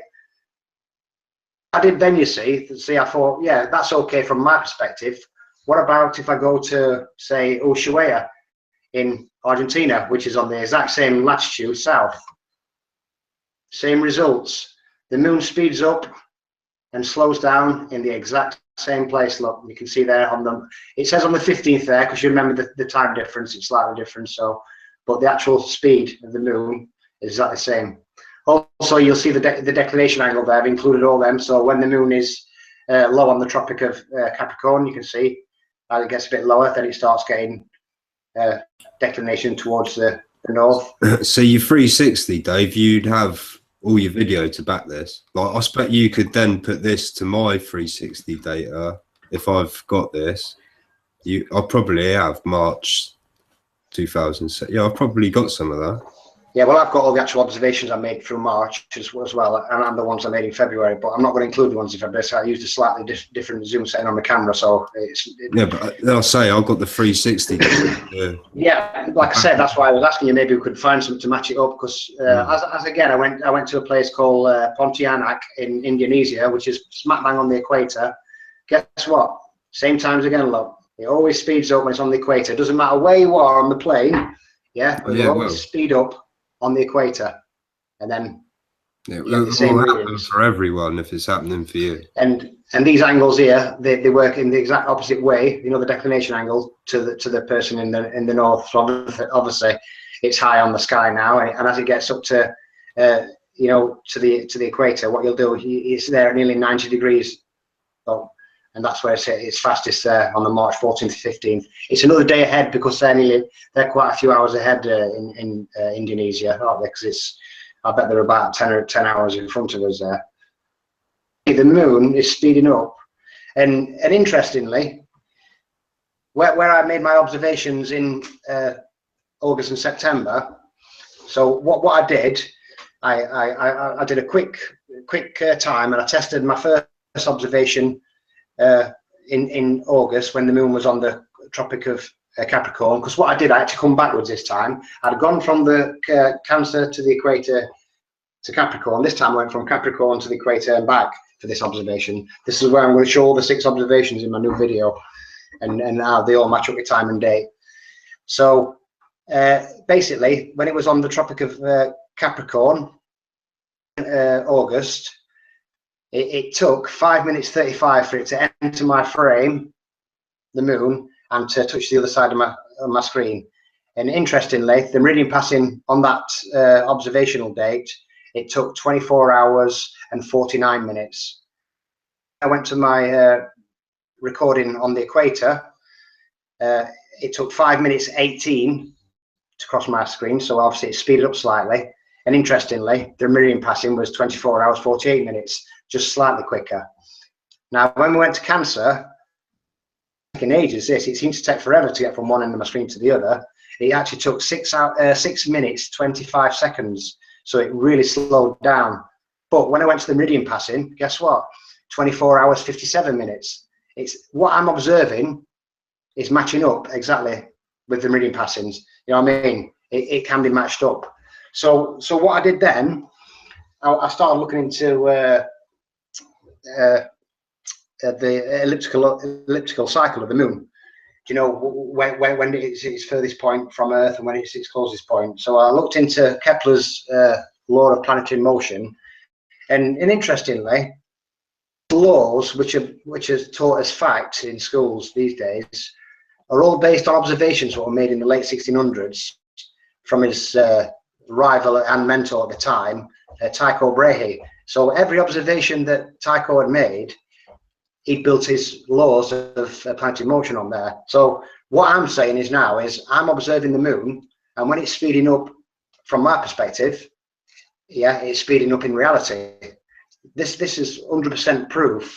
I can back that up with it, because the meridian passing doesn't lie. Like, you know, like I've said before, you can't have that meridian passing when that moon's at 180 degrees. Yeah, and if you go outside and you snap it, you'll more likely catch it at 180 degrees. Now, let me see if I can just get this up for you now, because there's something else I wanted to show you.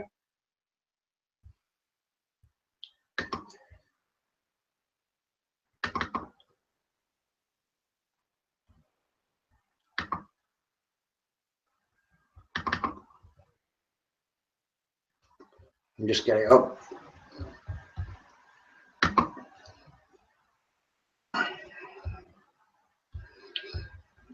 How do I make that smaller?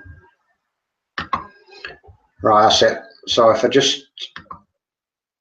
I share the another window now in the application, it should come up with it. Oh, it's not there. Let me try and open it.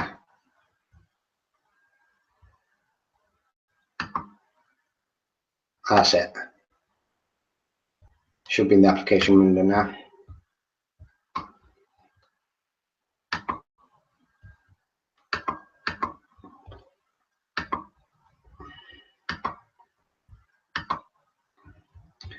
No, it's not there for some reason. I can't get it up on the application window for some reason. I wanted to get the lunar reconnaissance orbiter up on it, but it won't let me. Let me try again.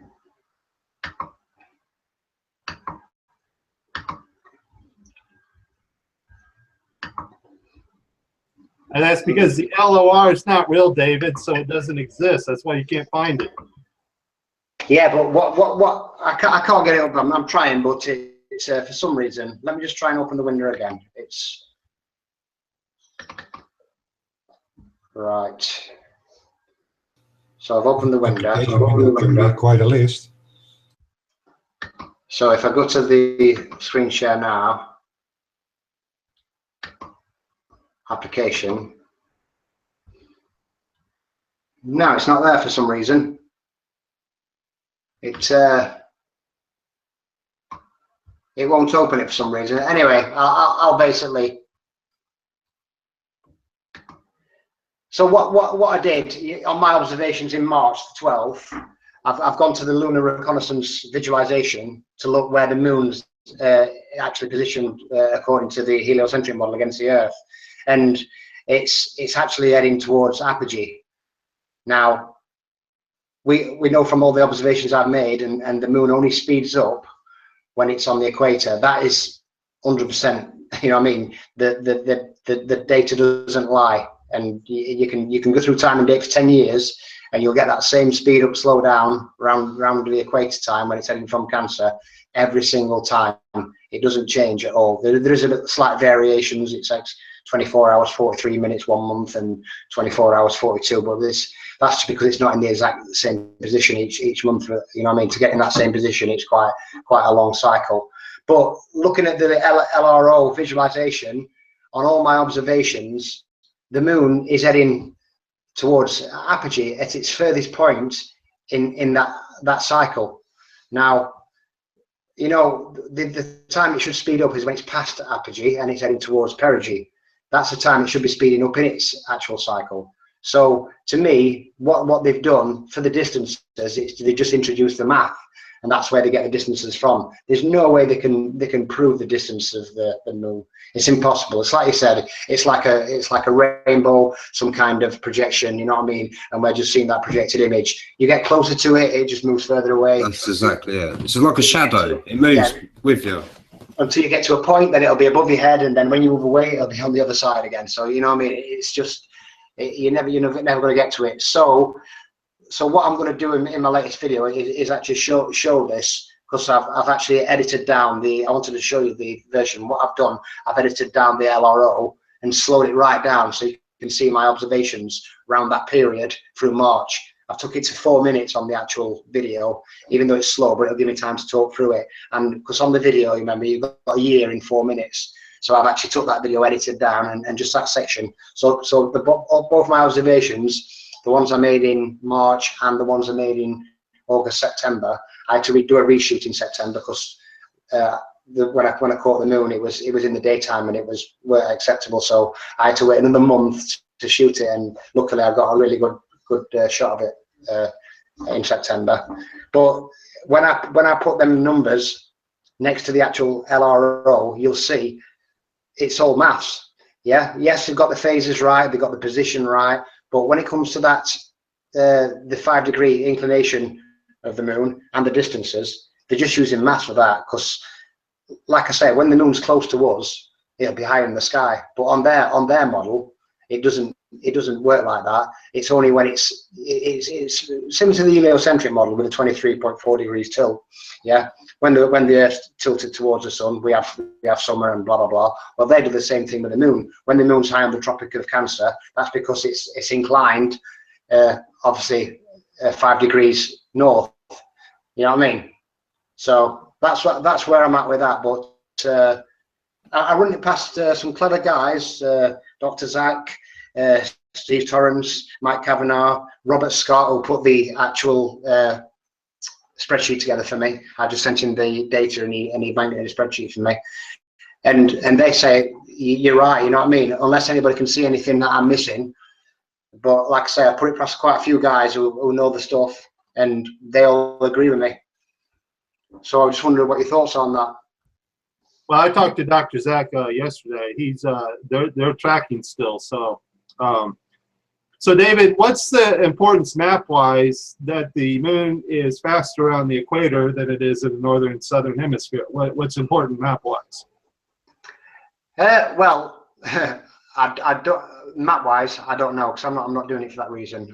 I'm doing this to show that the NASA's LRO and the heliocentric model is incorrect compared to what I'm shooting in reality, backed up with time and date. That's the purpose of my video. Is going to be nothing to do with maps or anything. Why the moon speeds up there, I haven't got a clue. You know what I mean? If it did it on the way back, you might be able to put 2 and 2 together. But because it's so unorthodox in its motions, it's difficult to say what. But to put a map to it, I wouldn't be able to put a map to it. And that's my honest opinion. Okay. Yeah, I can put a map to it with what I've shown you with the lines and how we see it working, because it does work, like what we've done. Yeah, I suppose you could put it to any projection. You know, when a map's projected, it'll work on just about any projection. I know you won't have if you did it on the AE map, you won't have the daylight hours in the south. You know what I mean? You can't have 19 hours daylight hours in the south on the AE map. It's impossible. Yeah. So, but yeah, obviously, if the moon was furthest north and furthest south, and then you would get that. But like I say, it's just putting this video together now and trying to put it across what I'm trying to explain. It's not the easiest thing to try and explain, like. But hopefully, when I've got the visualizations on screen and you can see the actual animation of the moon in their model moving away at the furthest point, which would be the slowest point in its cycle. You know what I mean? on both observations as well. It's not just like it's on one of the observations. It's on all 6, and all my observations, all my 6 observations are matching up with the meridian passing when it slows down and when it speeds up on time and day. And as I've shown before, where I've took hundreds of readings, where I've snapped the moon, took a quick shot, and compared it with moon calc or time and day, the moon's relatively in that position where I shoot it. So I've also took a snapshot of my compass pointing north with the actual diopter at pointing exactly north with it as well. You know what I mean? To show, you know what, the app's pretty accurate as well. Look, put a compass against it, and it pretty works. When you set the declination to -2, it works perfect. So that's where I'm at with that. Amazing work. Hey, we got some questions in chat. You want to answer them? Yeah, go ahead. One guy says, Pete Shea, the moon doesn't exist as a separate thing. It is a reflection of the interface of the sun.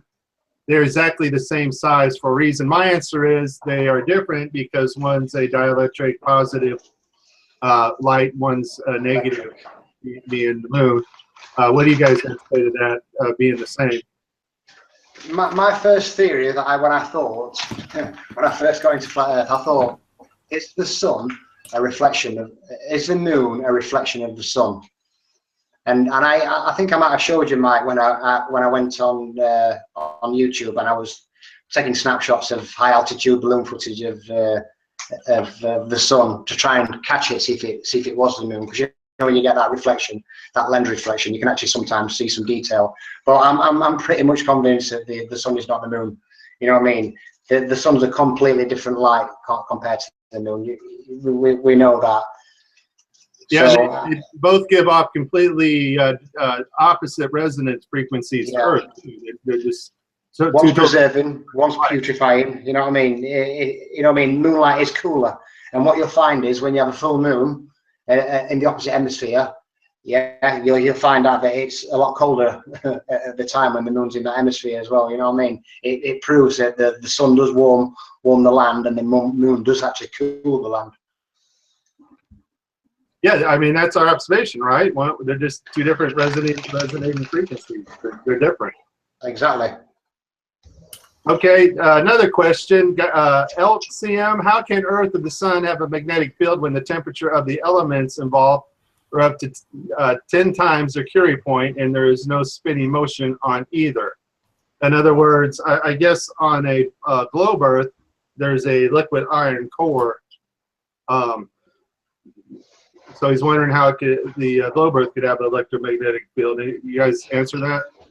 Well, me personally, I would say it's the electric charged ether, and what it's doing, it's basically causing a reaction between the actual. If you think about the Earth, it's an Earth. You know what I mean? It's actually earthing that charge. That's my own thought on that. Anyway, that it's the electric magnetic ether that's charged. And basically all the light's propagated in there, and we're seeing it from that perspective when the light is shone, and that's due to their density or their altitude of each light in the sky, kind of thing.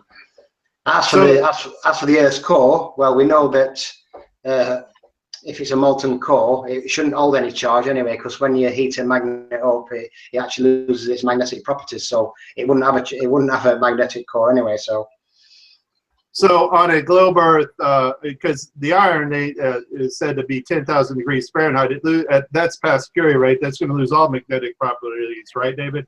Exactly. That's my opinion on that. Even though I don't believe in the Earth core anyway, because like I say, I know it's hot down there. Don't get me wrong. There's something definitely hot down there, but it's intercore at the center of a ball.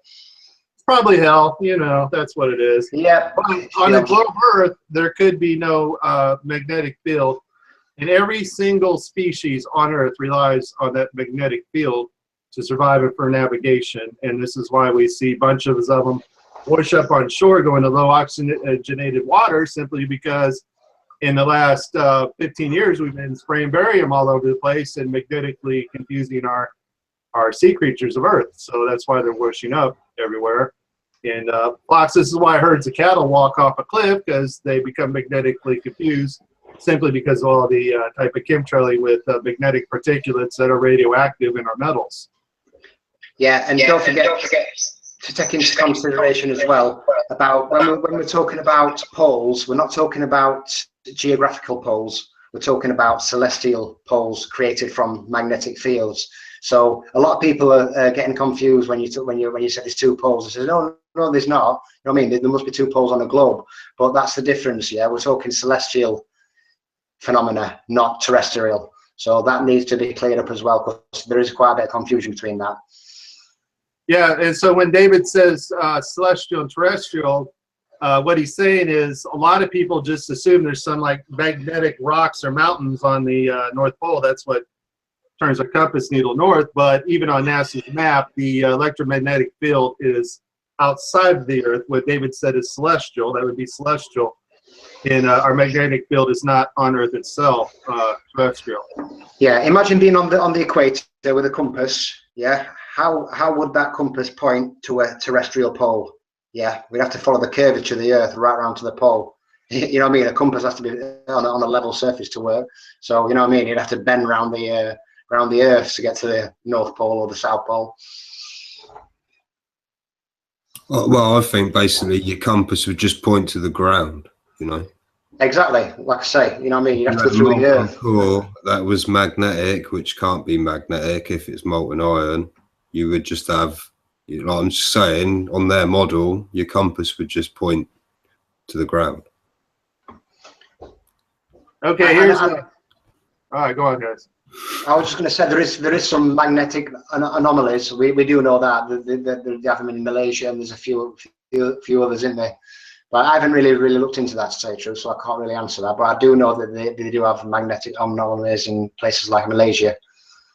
Well, we're going to have to wait for Chris and Ceres, because we have what NASA shows us as a magnetic field, but Chris believes, and probably Ceres believes, there's more than one toroidal field going other directions. So that's we'll let those guys sort that out.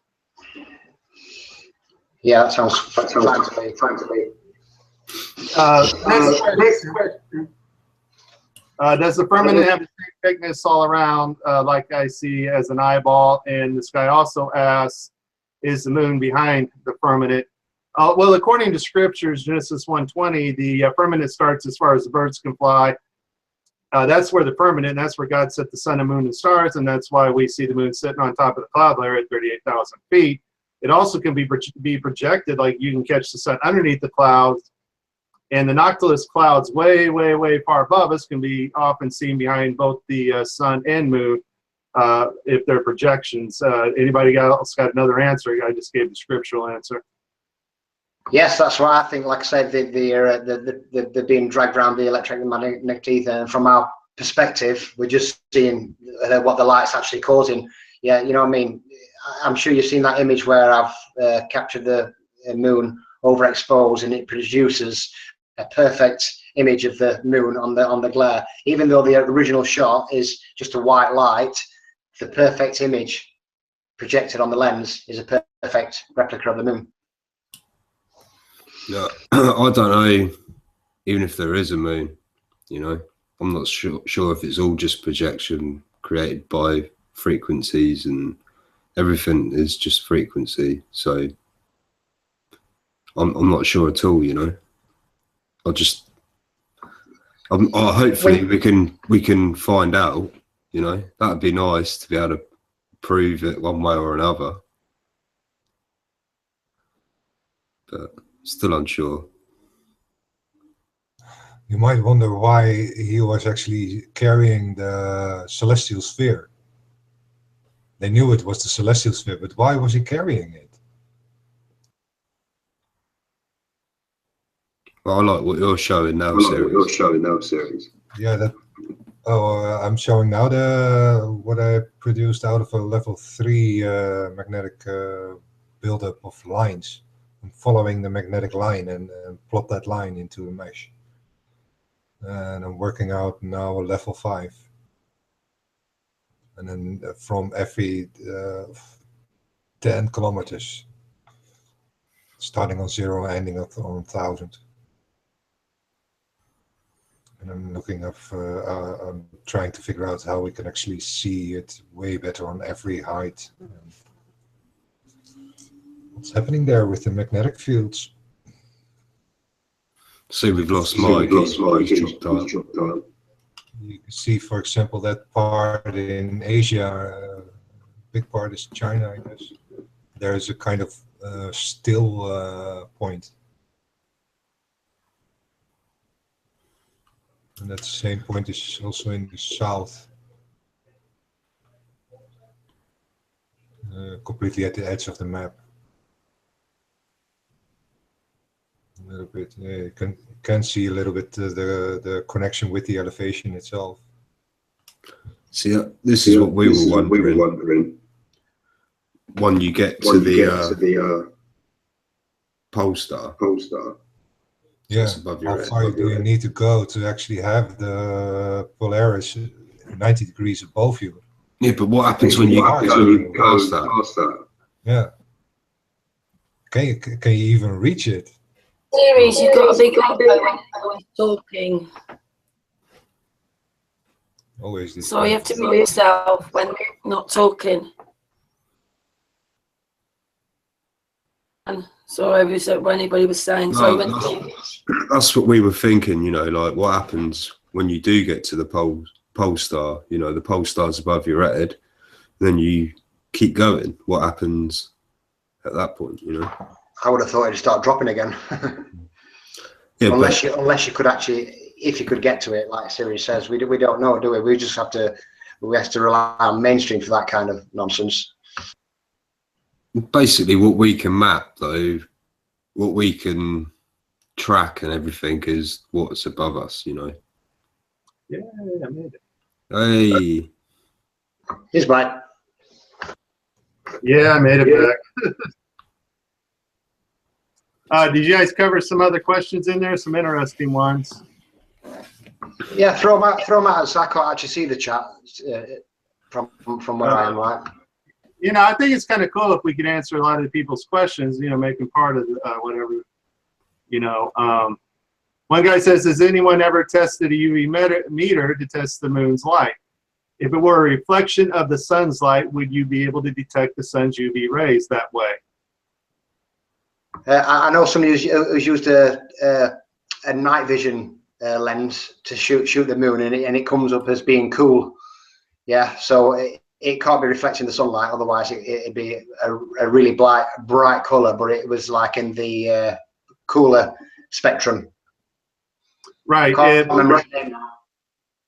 Right. Both lights give off a different resonance frequency, and that's all UV rays are. They're just a different frequency propagated through our magnetic field, and the moon and the sun both give off completely different magnetic signatures. Exactly. Let me see here. What is the relationship between time and magnetic fields? We need Ceres on this one.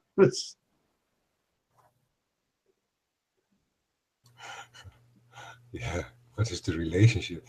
For me, time is actually dimension zero because everything begins with, in the beginning, God created heaven and earth. So there, after time was created, the dimensions came, and in the dimensions, the magnetic fields work through time and space. So far, that's the relation, I guess. Right, magnetic fields are sort of like light propagates through the field in time, but there's no distance in a magnetic field. In other words, you could be, this is why NASA explains about portals from the poles to the sun, there's no distance. And so time's not relative in the magnetic field, because you could be one place and end up in another place without having noticed any time passing. It's not a portal, it's just everything's in the same place, so to speak. Ceres, what do you think? Yeah, it's a single field. And yeah, understanding a field, that's what Ken Wheeler tries to explain explicitly, what an electromagnetic field is. And yeah, so far I figured it's the same as that toroidal field, what we have also as a spatial loop through the fourth dimension in east-west. And that's just a field what you can't even leave. stuck in that sense. Can I add something? Like it's like with you take a power wash, you know, a power washer. You go for a walk on a nice day with a long lead. You can make a rainbow anywhere. So, like what you were saying, then it's just everywhere. It's just it takes certain things to bring it out, so to speak. Right. Yeah, and also, go ahead, Dave. I was going to add to that. Basically, what Ken Wheeler did with the light bulb when he says the light is not emitting any light whatsoever because it's a sealed unit. You know what I mean? It's a sealed vacuum, and it's just lighting up the ether around it, kind of thing. Exactly, it just manipulates it. Yeah, it propagates a wave. Yeah, and it's not the maker of the wave. What is reaching the edge of the water in that sense. And so that's the part. Right? So light's not like photons coming at you and being stuck to the wall behind you or anything. Light is a disturbance in the ether in our electromagnetic field, and our icons are able to pick up that wave frequency spectrum. Yeah, that's why we probably speak of complete electromagnetic spectrum, in where we have all different wave amplitudes and wave frequencies, in where we just see that little slither of light and probably take that as a whole reality. But there is so much more outside this, we never will get as a whole. And so we change the frequency, it becomes something totally different. Like a lower frequency would be like something we could hear. A higher frequency would actually vibrate at speeds that would go through mountains or not be stopped, like gamma rays. Yeah, it's exact. It all ties in together, doesn't it? Really. But if you think about it, the way it really is, not particle physics, but the way it really is, it's really simple. It's just based on a wave frequency propagating through the ether in an electromagnetic field, right? Yeah, so everything's always around us. It just needs a certain manipulation to bring it out, basically. No? And so, particle physics, I am convinced that they have taught this in universities around the world simply to show people observation of things, but make them unable to create or come up with new things so that the world powers to be could keep the technology for themselves and rule over the people. After all, people are told they're electrons. They believe they're electrons. They believe electrons have mass. And so any theory they come is going to be based on a particle that has mass, which is completely untrue, but they can't see an electron or even tell or even measure if it had mass or not. And so any theory they come up that may bring new technology is going to be wrong. Can I just say that Arron's joined the chat room now? Hello, Arron. Arron? Hello. And Arron, we came on tonight because Stan wanted some help with some 360-degree camera work, which they've been talking about. But just in a few words, Arron, can you explain what you're doing? Because you also need help. You also came with a think tank. Stan, do you remember Arron the other day? Yeah, I am. Hello. Hello. Hello. How you doing, Arron? Right? I'm doing well. How are you guys?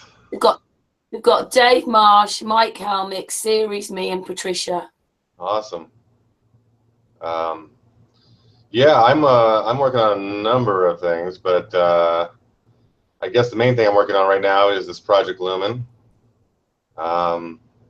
which is kind of a collection of a number of smaller projects. They're all huge, but Project Lumen kind of is an umbrella of a lot of initiatives to open minds and challenge current paradigms and organize ourselves and our evidence and our findings, and really just mostly, I would say, gearing towards getting organized, so we kind of have a common place to work on some of these issues, and a common vehicle for which to, you know, drive and all get on board and all cooperate and work together. So that's my short spiel, I guess. Where you might be able to put stuff in about NASA, about maps, about people, about money, about changing our life, going a different way, doing it now with governments and all that kind of stuff. Like we're going to turn our backs on them. Right. Yeah. So we're not just, you know. Some 360-degree camera stuff on there as well, please. Say that again. What'd you say? Can you put 360-degree cameras? Because that's what Stan wants. I mean, sure. Yeah. I mean, we can absolutely incorporate that. You know, I don't know much about that. I mean, I saw the video that Stan had done for maybe his last hangout we did.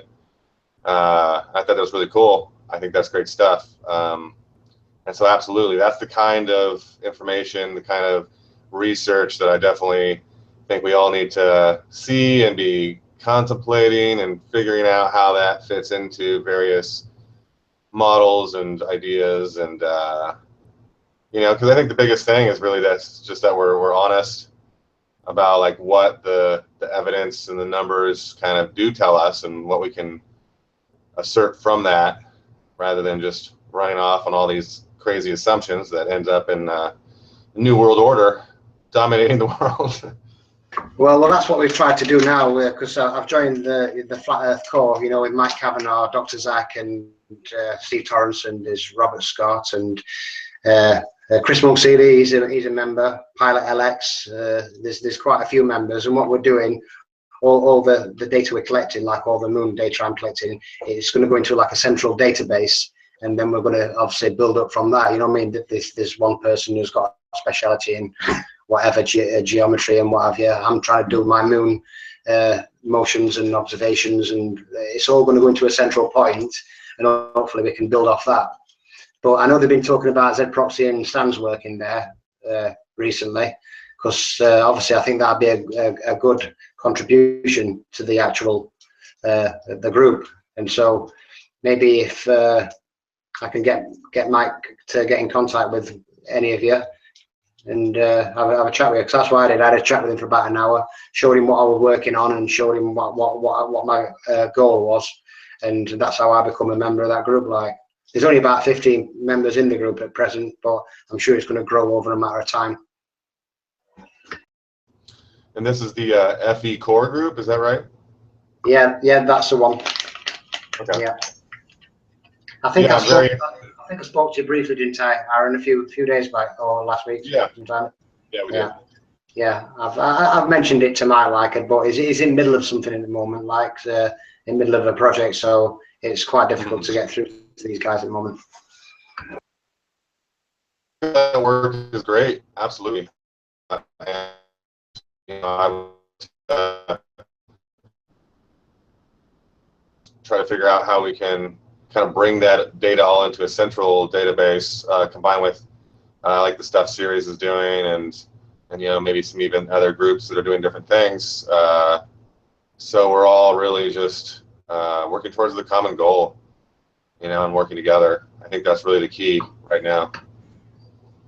Yeah, I think that's what the goal of the actual Flat Earth core is, to actually build a central system kind of thing, and a central point for where all the information can be fed through, and then we can build off that. I know it's only just started. They've just set up a website which is like fe/core.com and .org or whatever, and so they are starting to like put things together.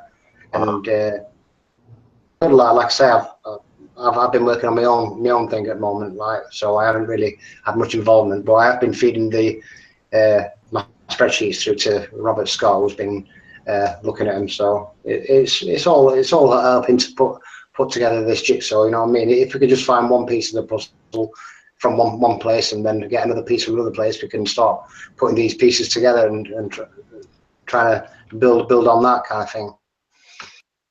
Right.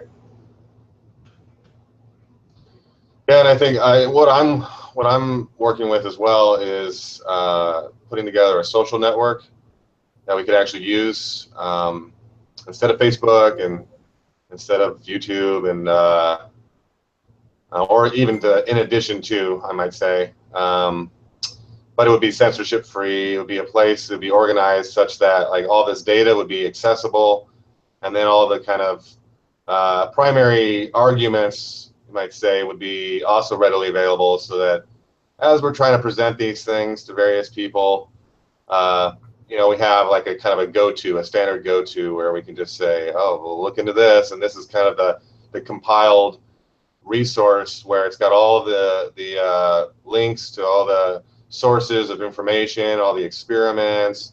Here's all the data. Here's all the photos and video. You know, so we can really just have a singular, and not just I mean, because you guys are like doing the real research and the real science here. I very much appreciate that and respect that, and that needs to be a part of it. And I think also to have even just like the general intro information, where people are just coming into this, you know, where do we look? Where do we research? You can send them to various YouTube channels, but then they have to watch all these videos, and you know, and if they just have those initial questions in their mind, I think it'd be great to have like almost like an intro course into the evidence that is, you know, that we have available to us. Yeah, that's what I'm actually doing on my video, my latest moon race video. I'm actually using I'm following the scientific method with my observations and my theory, and then obviously I'm testing it. I'm going to actually follow it step by step, because I believe I've got the actual numbers and the actual visualization data to actually build on a theory, if you know what I mean. The prostheses or whatever they call it, I don't know. Like I say, I'm no scientist, and like I say, I've only been researching flat Earth since, well, coming to 2 years, probably a year and a half properly. But to me, it's learn as you go. You know what I mean? When you get stuck on something, then you have to start digging around and start finding the answers to it. But like I said, I don't know everything. I just learn as I go, and that's how I've come into this, and that's how I'm going to carry on. Like, but hopefully, if I use a scientific method properly, I should be able to get it through a lot clearer. Like, you know what I mean? Instead of just saying, oh yeah, this is what I think's happening. When I can say, you know what, this is what I'm observing, just like Tycho Brahe did back in the 1600s. You know what I mean? All Kepler's laws of planetary motion was built on his observations. Yeah, and they didn't have telescopes back then. They were built off visual observations and drawings. You know what I mean? I'm using high-tech equipment and compasses and GPS and all sorts to try and put my video together. So I'm going a bit step further than they did in the 1600s. So like I say, hopefully I can get this across and people will understand it. Yeah, can I ask you, Dave? What do you say is your conclusion and your main theory now, based on all of this observation you've been doing, as far as the moon? Well, and, you know, my original moon race videos was to try and prove the circle model. That was my original moon race 1 video, which was left inconclusive due to the fact that the moon actually slowed down when it headed towards the Tropic of Capricorn. Then I went a step further in moon race 2, and I tried to explain the moon, how it works, north and south. You'd have to watch the video to understand what I'm on about. Then in moon race 3, because it's like an evolution, every time I do the experiment or I learn a little bit more, you know what I mean? I've learned quite a few camera tricks. When I used to do the moon race video, the moon used to overexpose as it entered my screen from the left-hand side. I found out now how to set the AEL off for on the camera, so you get the moon coming on and it's not overexposed, it locks the exposure. And you know what I mean, little things like even aiming an app at the moon to get it accurate, you know, to really calibrate it properly so it's like 100% accurate. There's just all these little things I'm learning. But my goal on this is to disprove NASA's lunar reconnaissance visualization for 2017, because all my observations were made in 2017. I don't know if you saw earlier on when I showed you the actual spreadsheets. Did you see that? Yeah, I looked at it a little bit. Yeah. Yeah. Well, basically, my observations are matching up with what's happening on the meridian passing. So when I shot the moon on the Tropic of Cancer, and it took a certain amount of time, the meridian passing was matching up with my observations. Then when it speeded up on the equator, less on the meridian passing and so on.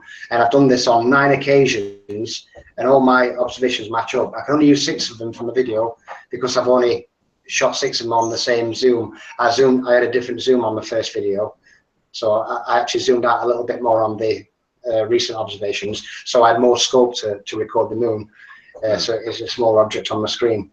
So like I say, I've put it past the flat Earth core. We did an hangout with about 4 or 5 of them, and I basically went through my observations. I showed them the moon on my screen. I showed them the meridian passing. I showed them that when the moon was took 24 hours and 49 minutes on the Tropic of Capricorn, it took 5 minutes 35 to come across my screen.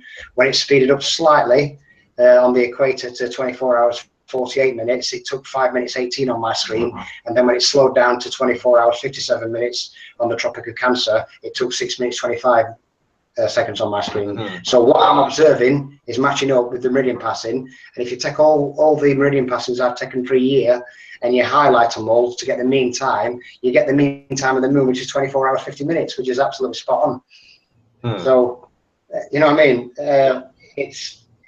I know now from the research I've been doing that in regards to the 5-degree inclination of the moon and the actual distances, it's all math. Yeah, that's the math they've introduced into the model for it to work, and I'm going to prove this and hopefully put it across there. I can't explain it very well in words, but what I can do, I've got all the video footage.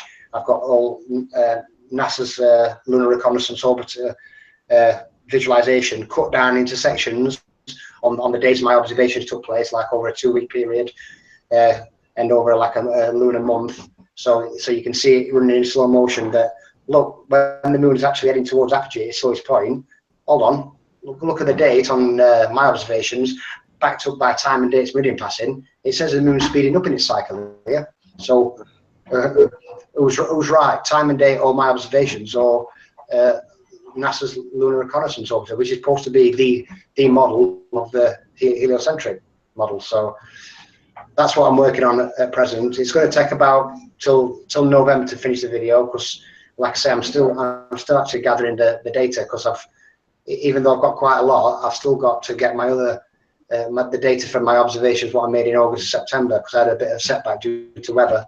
So when I've got all that from 3 different locations as well, this is not just a thing from my perspective.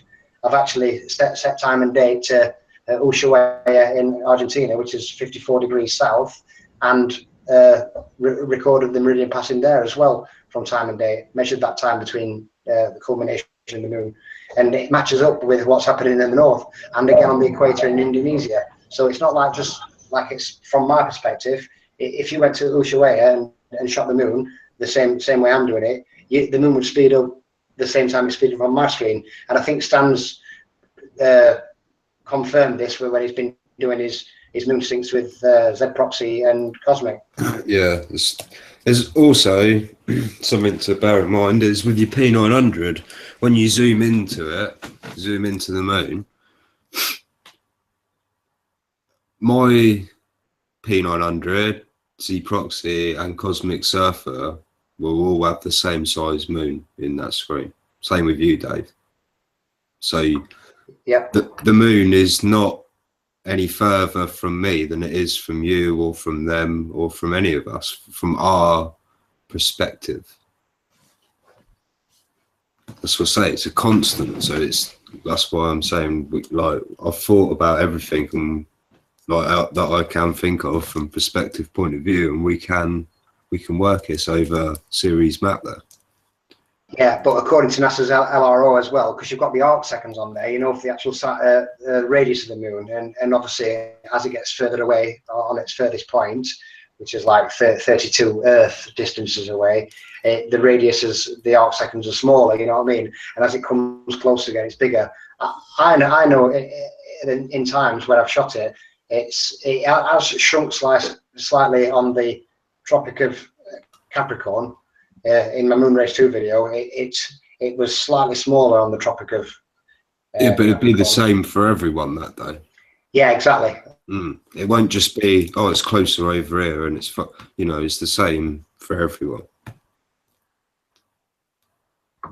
Yeah, so that's where I am with that anyway. Like, so it's just a lot to try and put together, and I can do it, but it's just you know when you're working full time and you've got a young family and other things going as well. You know, I mean, I just got a new job at work, so I've got to concentrate on work a little bit more. So, but hopefully I'll get it all put together for November.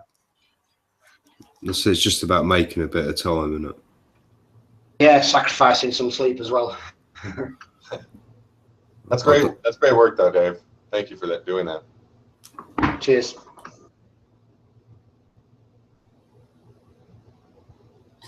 Well, I have to say, lady not included in this, but Patricia is a lovely woman. Very proud to be around all you men doing all this work. All of you work really hard for Flat Earth, and I'm very proud of all of you. Oh, I don't know if you saw, but Eric DeBay's unfriended me. We're not going to unfriend you, Dave. You're my friend. You're my friend, Dave. I'm very proud that you're all trying to have a go. I'm quite surprised, actually. You know what I mean? That was over my Moonrace meme. What kind of art? You work really hard for Flat Earth, including Patricia. She works really hard for Flat Earth as well. She helps me out, and she's amazing. You're all amazing, so we're very pleased that you can help us, and I hope everybody else in the chat room can see that. How Stan's working really hard, how Patricia's helping really hard, Mike Helmick's working really hard, Dave's working really hard, and Arron is, all to help our future and change it for us and show the truth. So what more can we ask of you? You're just asking for a bit of help from everybody else if they can. So everybody in the chat room, please, any help needed, please help us. Yeah, and don't forget the Flat Earth conference in is it April? Is it I already in Birmingham? I put the video out again last night. I think I've played it 3 times so far. I've been plugging the video on Facebook. It's had about 3,500 views up to now. And I'll keep plugging it once a week, like, and putting it through its motions. But what I'm going to be hopefully doing at the conference is doing like a live version of the Moonrace 3, where I'm going to be doing it on like a PowerPoint kind of thing, where I'll run a bit of a video and then I'll talk through it. So I'm going to be doing like emotions of the moon, but it's going to be like a live presentation version of my video. So that's what the guy at work, who's like an expert on PowerPoint and presentations, is going to help me put a proper presentation together, you know, with the laser pointer and what have you. So I can like work with free hands and point the laser at the screen and what have you. So hopefully, after I come back from the conference in November, I can start banging that together and getting it all ready for the UK conference and hopefully the European one. Yeah, we're all helping with that, aren't we? Yeah, I'm helping at the conference, and I'll be helping Gary. So yeah, over to Amsterdam as well. Yeah, I'll just run through these like pictures once more, Karen, if you can present us, please. Great, Stan. Just show Mike as well that if this wasn't going to work, then we would have to water the depth of these lines with each location, but we don't. All we do is literally grab hold of it and pull it up or pull it down to match what is there. Yeah, just doing a basic overlay on top of it without actually changing it, kind of thing. Yeah, that you just like each picture is just the lines have slightly moved. They're the same lines, they just move up and down. And that's what I say, if the atmosphere was affecting it to the point where you couldn't do this, we would already know this, and we wouldn't be wasting your time with what I'm showing you. I wouldn't be wasting my own time, you know. I think the atmosphere acts more like a filter more than it does a refractive property. That's my opinion. At first we thought refraction, we were seeing apparent position. We might be a little bit, but I don't think the atmosphere affects it as much as we thought it did. I see more magnification on set and rise. Yeah, that's what I see. I don't see a refractive position change. It's like Dave said just a minute ago, when the moon is like appears to be farther away, it is the same for everyone, but it doesn't move. It doesn't jump over here all of a sudden. It is always a constant within these lines. And that's what I say, this is South Africa, and then there's the Isle of Wight, England, UK. So right, that's fits, what Dr. Zach was saying, but I think it was off. So this is what I'm saying though. It works. It's working. What we are doing is going to work. But that's why as well we do want, like Chris's drone. You know, we need the full package. You know, we need the goal of the drone, and then the goal of the data collecting. Like we need the data, and we need the drone, because with the drone as well, I still think you're going to see the same in the respect of how it behaves, but what's going to happen to it, I'm unsure at altitude. So if atmospheric refraction was a big issue, then everybody having different atmospheric moisture density, they would see something different, but we're all seeing a consistent same thing, right? That's what I'm saying to you. Yeah, exactly that. Look, you got Dubai there, same lines. Hey Stan, it's not much of an offer, by the way, because I just don't have money to buy one of those at the moment. You said you've got 2 cameras. You could always put one in my house and leave it here for 2 weeks. Could do. I'm going to get another one and replace the one on my roof. So there will be one that I might, you know, just start posting it around, you know. But yeah, you can always think about getting one. Yeah, well, probably Christmas time. If you've got a P900, there's no excuse really. You know, if you can afford the P900, then you could get 10 of these cameras for the price. Yeah, I've got the B700. I went for the smaller camera. But yeah, it's not. And you've got the spare one, and you want this information, you could put one in my house. I know that I'm a little bit away from you, but I'm not too far away that we couldn't do this. Yeah. Yeah, we can do. There's something we if can. If you want to put one in my house, finally see how Polaris goes. I'd love to see that. I'd love to see how you do the Big Dipper and everything. I'd love it. I'd love it. You know, I've recorded Polaris for half an hour, and obviously it went from one end of my screen to the other end of the screen, like, because it's about 1 degree off the center, like, so you can see it making a concentric circle when you zoom back a little bit, but I zoomed right in on it, and it basically went from one end of my screen to the other. You could see the like little arch it was making. So Polaris is not actually fixed in the center. A lot of people still think it is, but and they said, "Oh, your camera's slipped and all this." But trust me, that camera was locked on Polaris. Yeah, I had it set up there for ages before I even press record. So I know, like I said, I had to keep readjusting it slightly. And my camera tripod's not cheap. It was like 150 quid tripod. It's not cheap. So when you lock that camera on a position, but they lock that tripod on a position, it stays there regardless of the angle you've got the camera at. So I know it's not the camera tripod. It does move, doesn't it? But it's a central. Yeah, it's the most central star that we have. Yeah. I mean, if you go to Stellarium and you go into the south and you zoom right in on the south, there's a couple of Hib stars what are actually closer to the centre, but obviously they're not visible with the naked eye. But there's some literally bang on the centre there, right? There's a couple of unnamed stars and all actually, which is interesting. I would have thought they'd probably named them all by now, but they're unnamed. Maybe we should name one. We should adopt a star here on Moon Group. Oh, a bit of interesting news. I found a website where you can actually buy land, some real estate selling lunar land by the square mile. So if you want any land ordering or preserving from Venus, Mars, or the Moon, just look up the website. Just put in lunar. Dave, that sounds a little bit of a con to me, mate. I wouldn't be buying that. Yeah, they're just saying if you're interested in buying some real estate on the Moon, you know where to go. Isn't that really just Antarctica?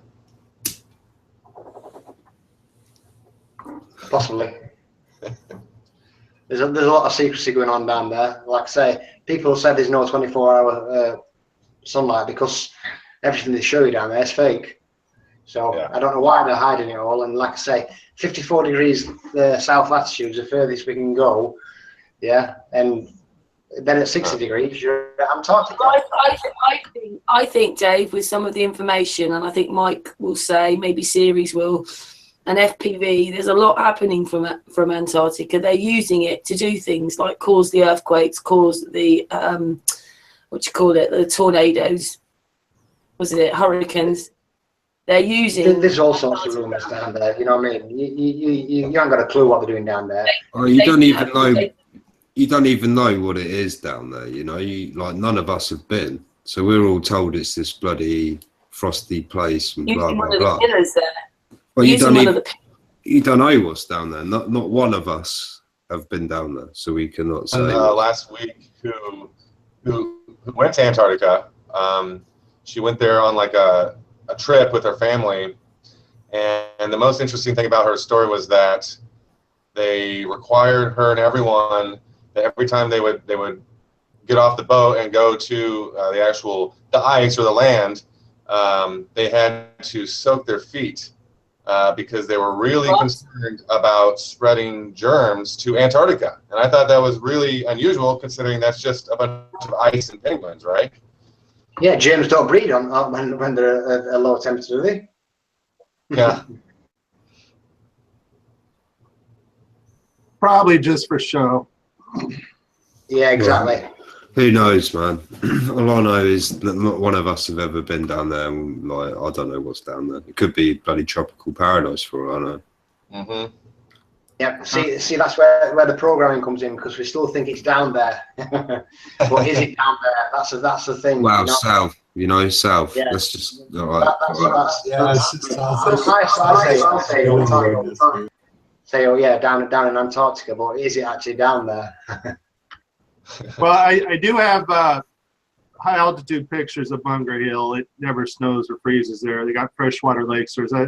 That's what Admiral Byrd showed. Then Google Maps covered that up when other people found what I found. But we do have wave propagation coming from the South Pole. I've been tracking this for a month. So whatever they have down there, they have a power source or they have a 0-point energy source. Fully convinced of it. And you can track the waves to events, like in South America especially. And so, yeah, it'd be really nice if they'd let us get down there and look around and ask questions and go where we wanted. Well, imagine a big boat of us lot going down there, man. Huh. B.O.B. isn't it? I would rather think drones, balloon drones. Can you imagine about 50 drones just flying through the air down there? And even going north would be great as well. So you can't go north and you can't go south.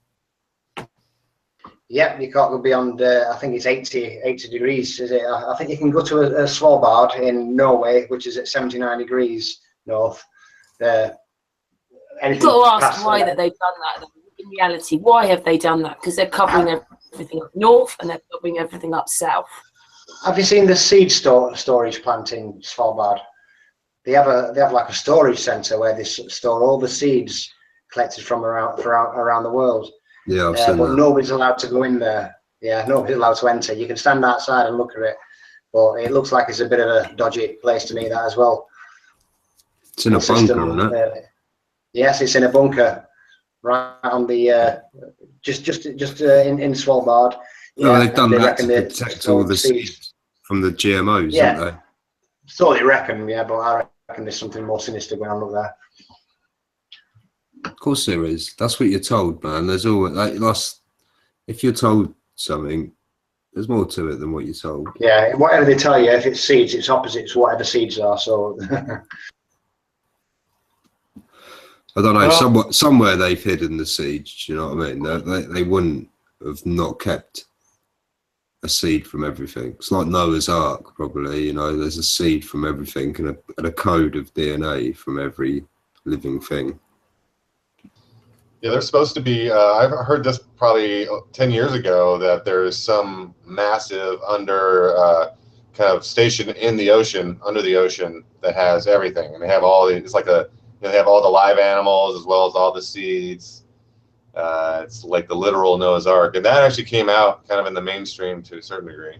So who knows? I forget where it was located though. Well, yeah, you wouldn't wreck and destroy absolutely everything, would you, without thinking? Because they know that they're destroying everything, you know, so they're going to keep everything back. So once it's all done with, they can start again. You know?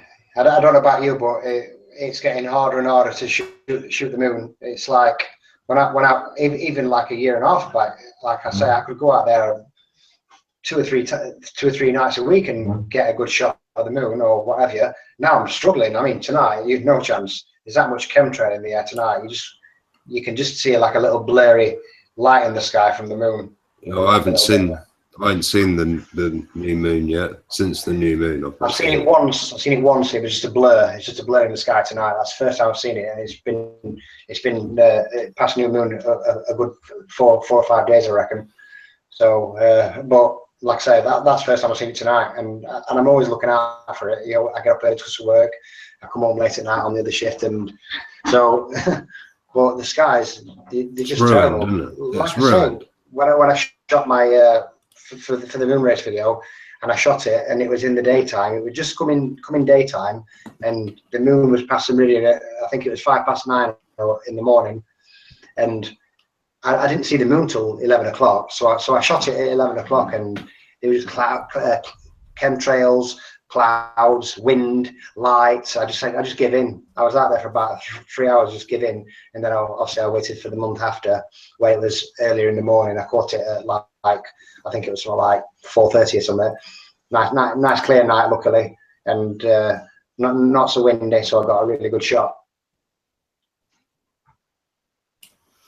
Yeah, no, it's just been ruined. I don't know, people watch my time lapses, it show you what my sky's been like. Just horrendous, grey, ruined. I think we've had one blue sky for about this year. It's been really bad, the skies, hasn't it, Stan? It's been really bad. Oh, they're just ruined. Shocking. Yeah, just ruined, isn't it? It is like, it's just disgraceful, man. There's no word for it, really. You know, it's that bad. If you live in England, you know, if you look up, you see it, you know. You can't help but see it. It's everywhere. It's not just England as well. It is. Captain Kirk in the chat room says that he will try, Stan, because he needs to sell a car. So there you go. Where are you, by the way? Just asking. He'll get that in a minute because the chat's a bit behind us. I had an interesting book arrive through the post today. It was an original 1914 copy of Does the Earth Rotate by William Edgell. It's still in the original wax paper cover as well. It's immaculate. Yeah, well pleased with it. All right, he's in Manchester. Captain Kirk's in Manchester. Yes, please, Captain Kirk, if you can.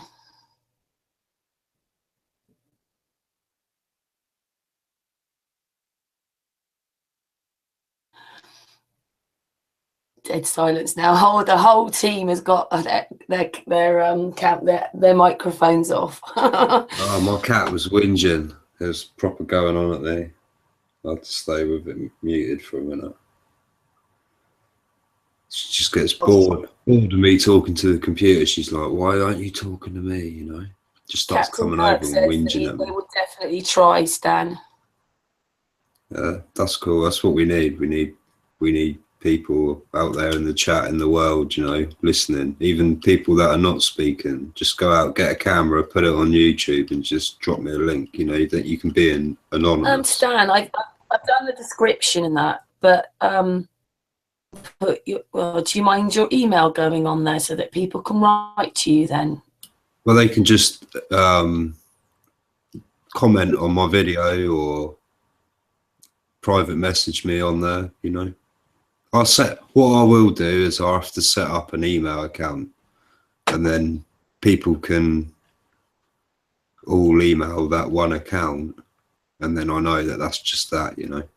Because if I give, I've only got one email address, so if I give that, it will just get lost in jumble because I never look at it. But if I had one that was set up just for it, I would make a conscious effort to check it. Captain Kirk says he's subbed to you already, Stan, so when he does it, he will write to you on there. Awesome. So you just drop me a comment. I usually read the comments once a day or every other day, you know, or check my messages just to keep up to date, you know.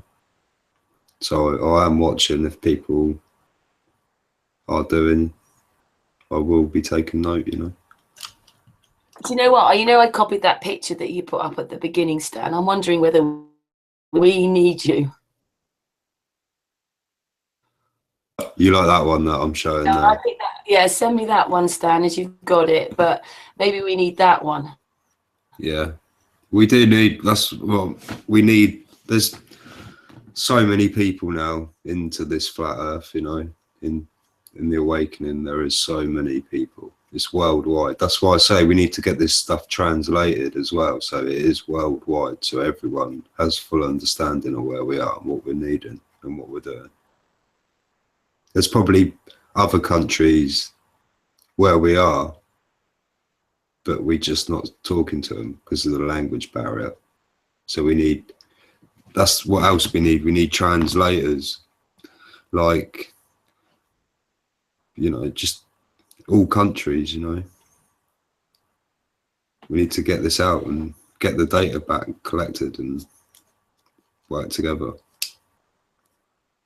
The language is not really an issue. It's the fact we haven't. Part of the kind of this whole system I'm working with as well is be able to have it multilingual, you know, and be able to get that work done and very actively kind of putting all this information out in all the major languages so that it really can be accessed by the entire flat Earth.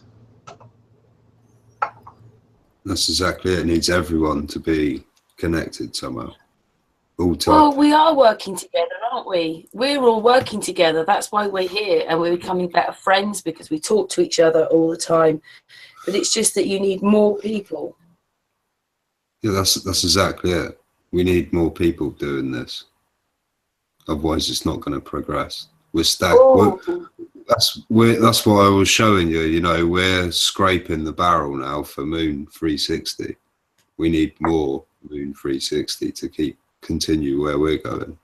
We can't just pull it out of thin air. We have to actually have it. So we know it's real. You know, you can't fake real.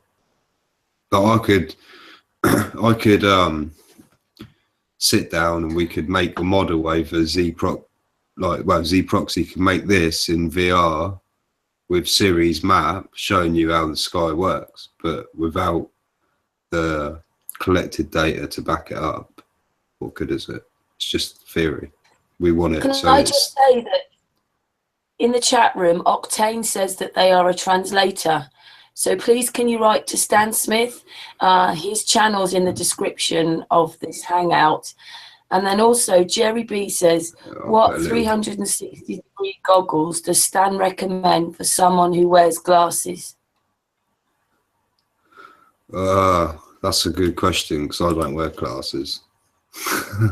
So Jerry says, I'll work on getting a 360 camera. I'm crazy. But Jerry B, where do you live? Just asking. Where do you live, Jerry B? see, the more people doing it, the more people will start doing it.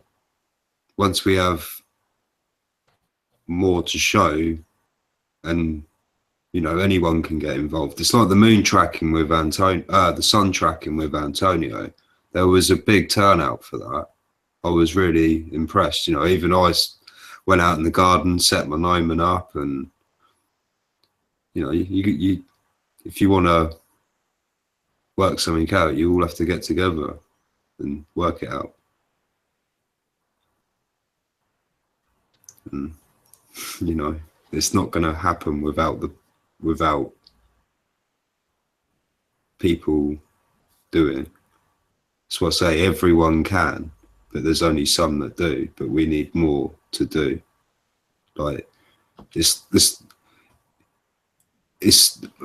basically we're running out now of entertainment without them giving us. It's like You've Been Framed, you know, they got to give us something to show them. Basically, with my line of what we're doing with the sky.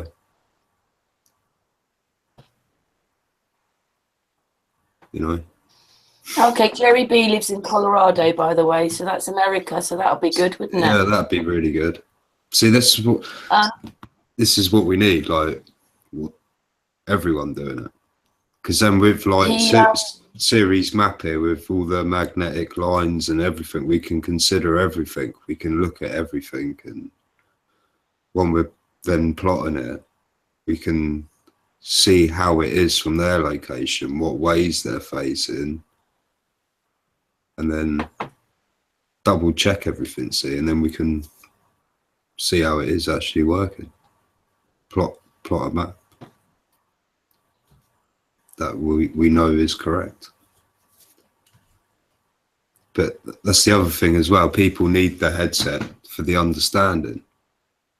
Like there must be, I would thinking about it, with my Samsung VR, like the Gear VR, there is a bit you can adjust on the headset on the top so you can focus it. So I would think that you can probably get away with not wearing your glasses. Obviously, you'd have to try it. But when I put it on my mum's head, she's got glasses, and she took them off to try it.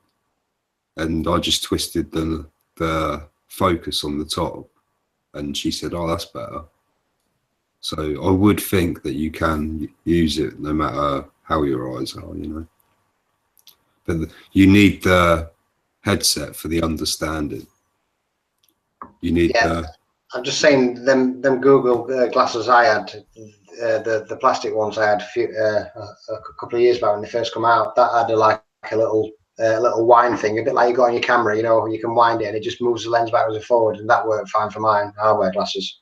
Yeah, that's what mine does. But mine's just they're just a plastic box, like the Oculus, with a chip in it, so it knows when you plug your phone in that it's plugged in, and it goes onto the app. And you know, it's just a bit more refined than a bit of cardboard. That's all. Jerry B heard that then, that Dave can use his with his glasses on, so it looks like it's all right, whichever one you have. Yeah, they must have thought about it when. That's what I say. Like when I sat down and literally thought about it, then it was like, yeah, they must work actually. So that's what you need though. We need the data, but everyone needs to collect it, and then everyone needs the headset for the understanding of what we're showing you. Basically, be all and end all. That is it. You need two things. you need to write them down. Like Mark Sargent the other day, he even writ down, didn't he? VR headset, made a little note. It's like, yeah, you need one.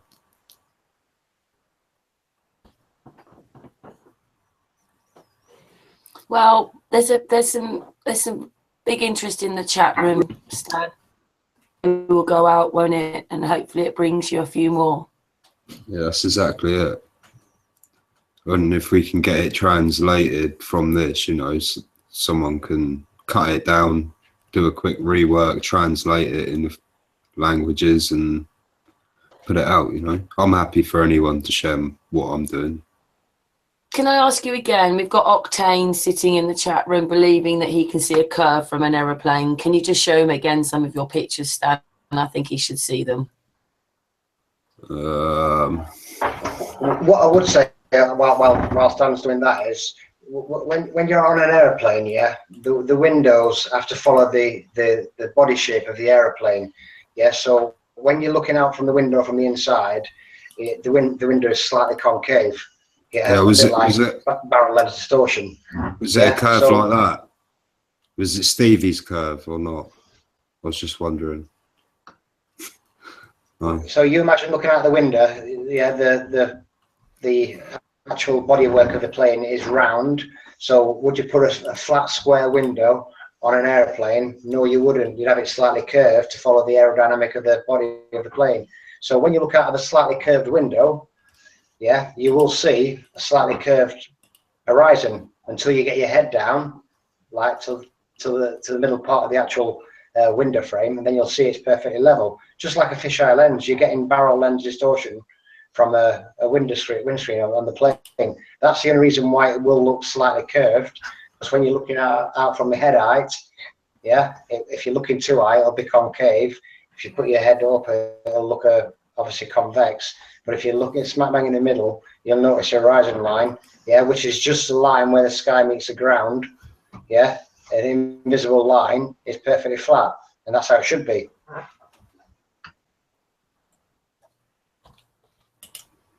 Yeah, there's your horizon, flat, level. Go to any beach, look left, look right, it's flat.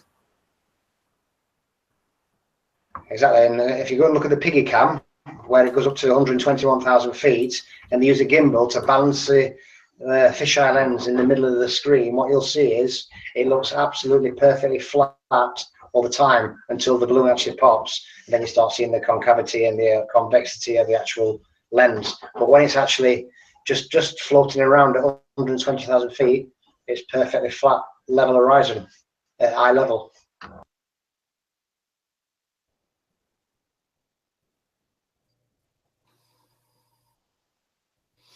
Yeah, I suppose in this way, Stan, it's really sad that people don't realise that that's what their sky's like. Well, that's why I'm my eyes, Stan. You've opened my eyes a lot. That's why I'm here, like, you know, tonight. You know, that's why I called this to your attention the other day. I was like, look, we need to get together and push this a bit more now, because people need to see what I'm trying to show. Because, you know, you only see it. You only twig it when you work it out for yourself. You know, me telling you, it's just giving you the tools to go and work it out.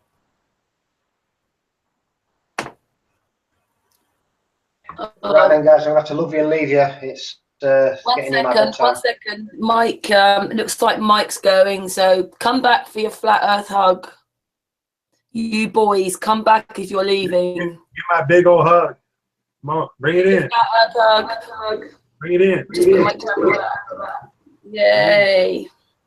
All right. Thank you, everyone. So it's always a pleasure. Stan, amazing work. Amazing work. David, awesome work too. Hey, I just undo Stan, because otherwise no one can see that we're giving you a hug. Oh, let's go. Big hug, everyone. You know, I just want to take away, the media kills us the most on the azimuthal equidistant Gleason. That's what they go for. The ice, flat earthers believe there is an ice wall that nobody has ever seen before.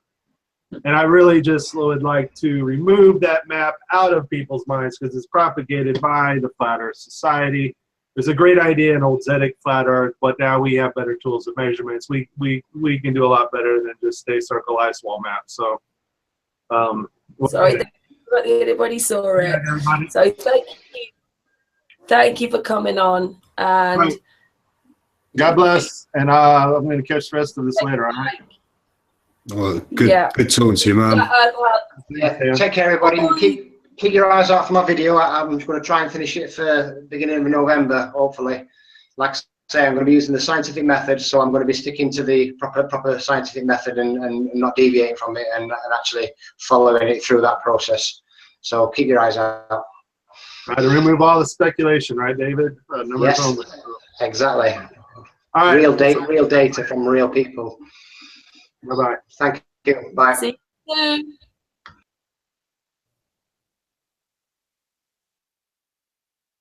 Whew. Arron, are you still there? Just pop off for a couple of minutes.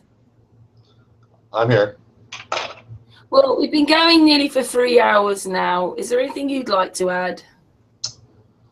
I just want to thank you guys for all doing this. It's an honor to be a part of this group. You know, I really want my overall goal is to create a place for us to be able to really dig into this kind of work, even as a sort of, you know, behind the scenes portal that then opens up into more of a public directory of all this information, you know, so that we can really collectively, as we all grow, as you know, the flat Earth community as it grows and really becomes more, I would say, the true science. You know, that we can kind of act as the core team to really keep this keep it purely scientific. You know, we're not making any assumptions here, and I really appreciate that you guys have all been working from that perspective, because that's, I think, what we really need to focus on in order to really do this the right way and not make the same mistake that we've made over the last however long it's been.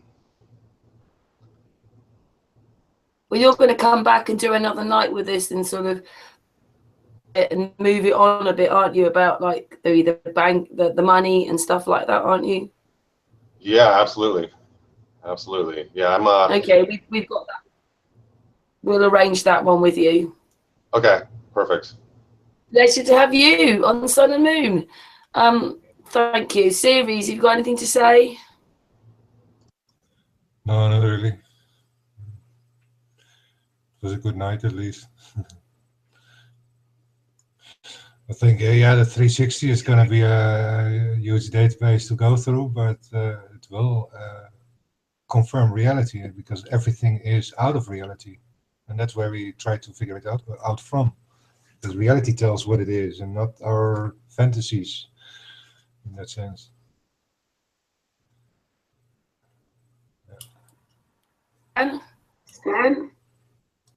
Yeah, just what Ceres said then, that literally sums it up, doesn't it, really? You know, it's reality. That's, you're putting a camera out, you're filming what is above your head, and then you're working with what's above your head rather than your dream world, you know. That's what this is what I'm presenting now, that picture. You see it. This is what I'm doing for you all, that giving you all the knowledge. You need to think. Everyone needs to do this, you know.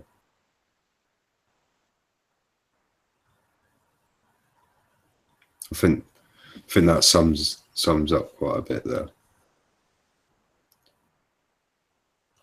It needs change. The time is now. The time is now. That's what I say with the UTC time as well. You need it uploaded in UTC, because it's not 6 hours. When I'm talking to Ceres, he's not 2 hours behind me, is he? He's now. The time is literally now, you know. It's not then, it's now. It's UTC is just one time for the whole world. Yeah, that's what we need. Yeah. No longer that confusion of converting one to the other. summertime, all that stuff. Hmm. Can I just say that, Stan, we've asked Arron to come back, and he's going to do another evening because he's promoting and pushing what he wants to do. So I'm offering the same to you, maybe in a week or two's time, to come back and say this again to everyone. Oh, I'm muted. Yeah, yeah, definitely. That's brilliant. And Patricia, have you got anything to say, my darling?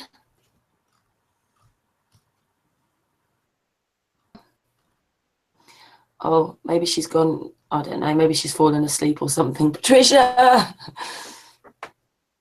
do you think it's about time like we ended the hangout right now? Yeah, we can end. I was just trying to find a another picture. You know that one you sent me, Ceres, with the circles? It's like what I think, and then what I can put into words, and then what I tell people, and then what people understand. That is what is, you know, we need to make everyone understand though what we are doing. Otherwise, what we're doing is pointless. Really, that's goal number one. Getting on the level of seeing it. That's way there in that sense, in the bigger circle. That's what you try to explain, and it's so a long way to get from that 3D into the 7D in that sense. Yeah. Well, Especially ladies and gentlemen, sorry. We will have another evening with Arron, and we will have another evening with Stan. Push this forward again. Again, so much for being on this hangout and explaining, Stan. I hope you get some people to you now and helping. But like I said, when you've bought this other one, you can put the camera up in my house, okay? Right. Location. Yeah, we'll move it around. We can like just, you know, it can be a free for all with that one. Just go wild. I'm surprised it's still going. Actually, it's been up in the winter and the summer, like hottest day of the year. It was up there, you know. It didn't actually turn off. The thing that kept letting me down was the laptop kept crashing and I lose connection to it, and then it stopped recording. That was the laptop was overheating before the camera, which was surprising for a £60 camera. Oh. But yeah, cheers for tonight. Well, to everybody on the panel, another flat earth hug, and to everybody that's been watching in the chat room, and for everybody that will watch this hangout later on, thank you so much. Lots of flat earth hugs, and get some people writing, and also the same for Arron. Very much for being on this hangout, and everybody else. And we're back on Thursday with Survive. And Stan, maybe you want to be on that one. Maybe Arron, you want to be on that one, because these are also things we can stay to thrive and survive. Sounds good. Yep. Okay then. See you Thursday, everybody. Thank you very much for watching. Everybody. Bye. Take care.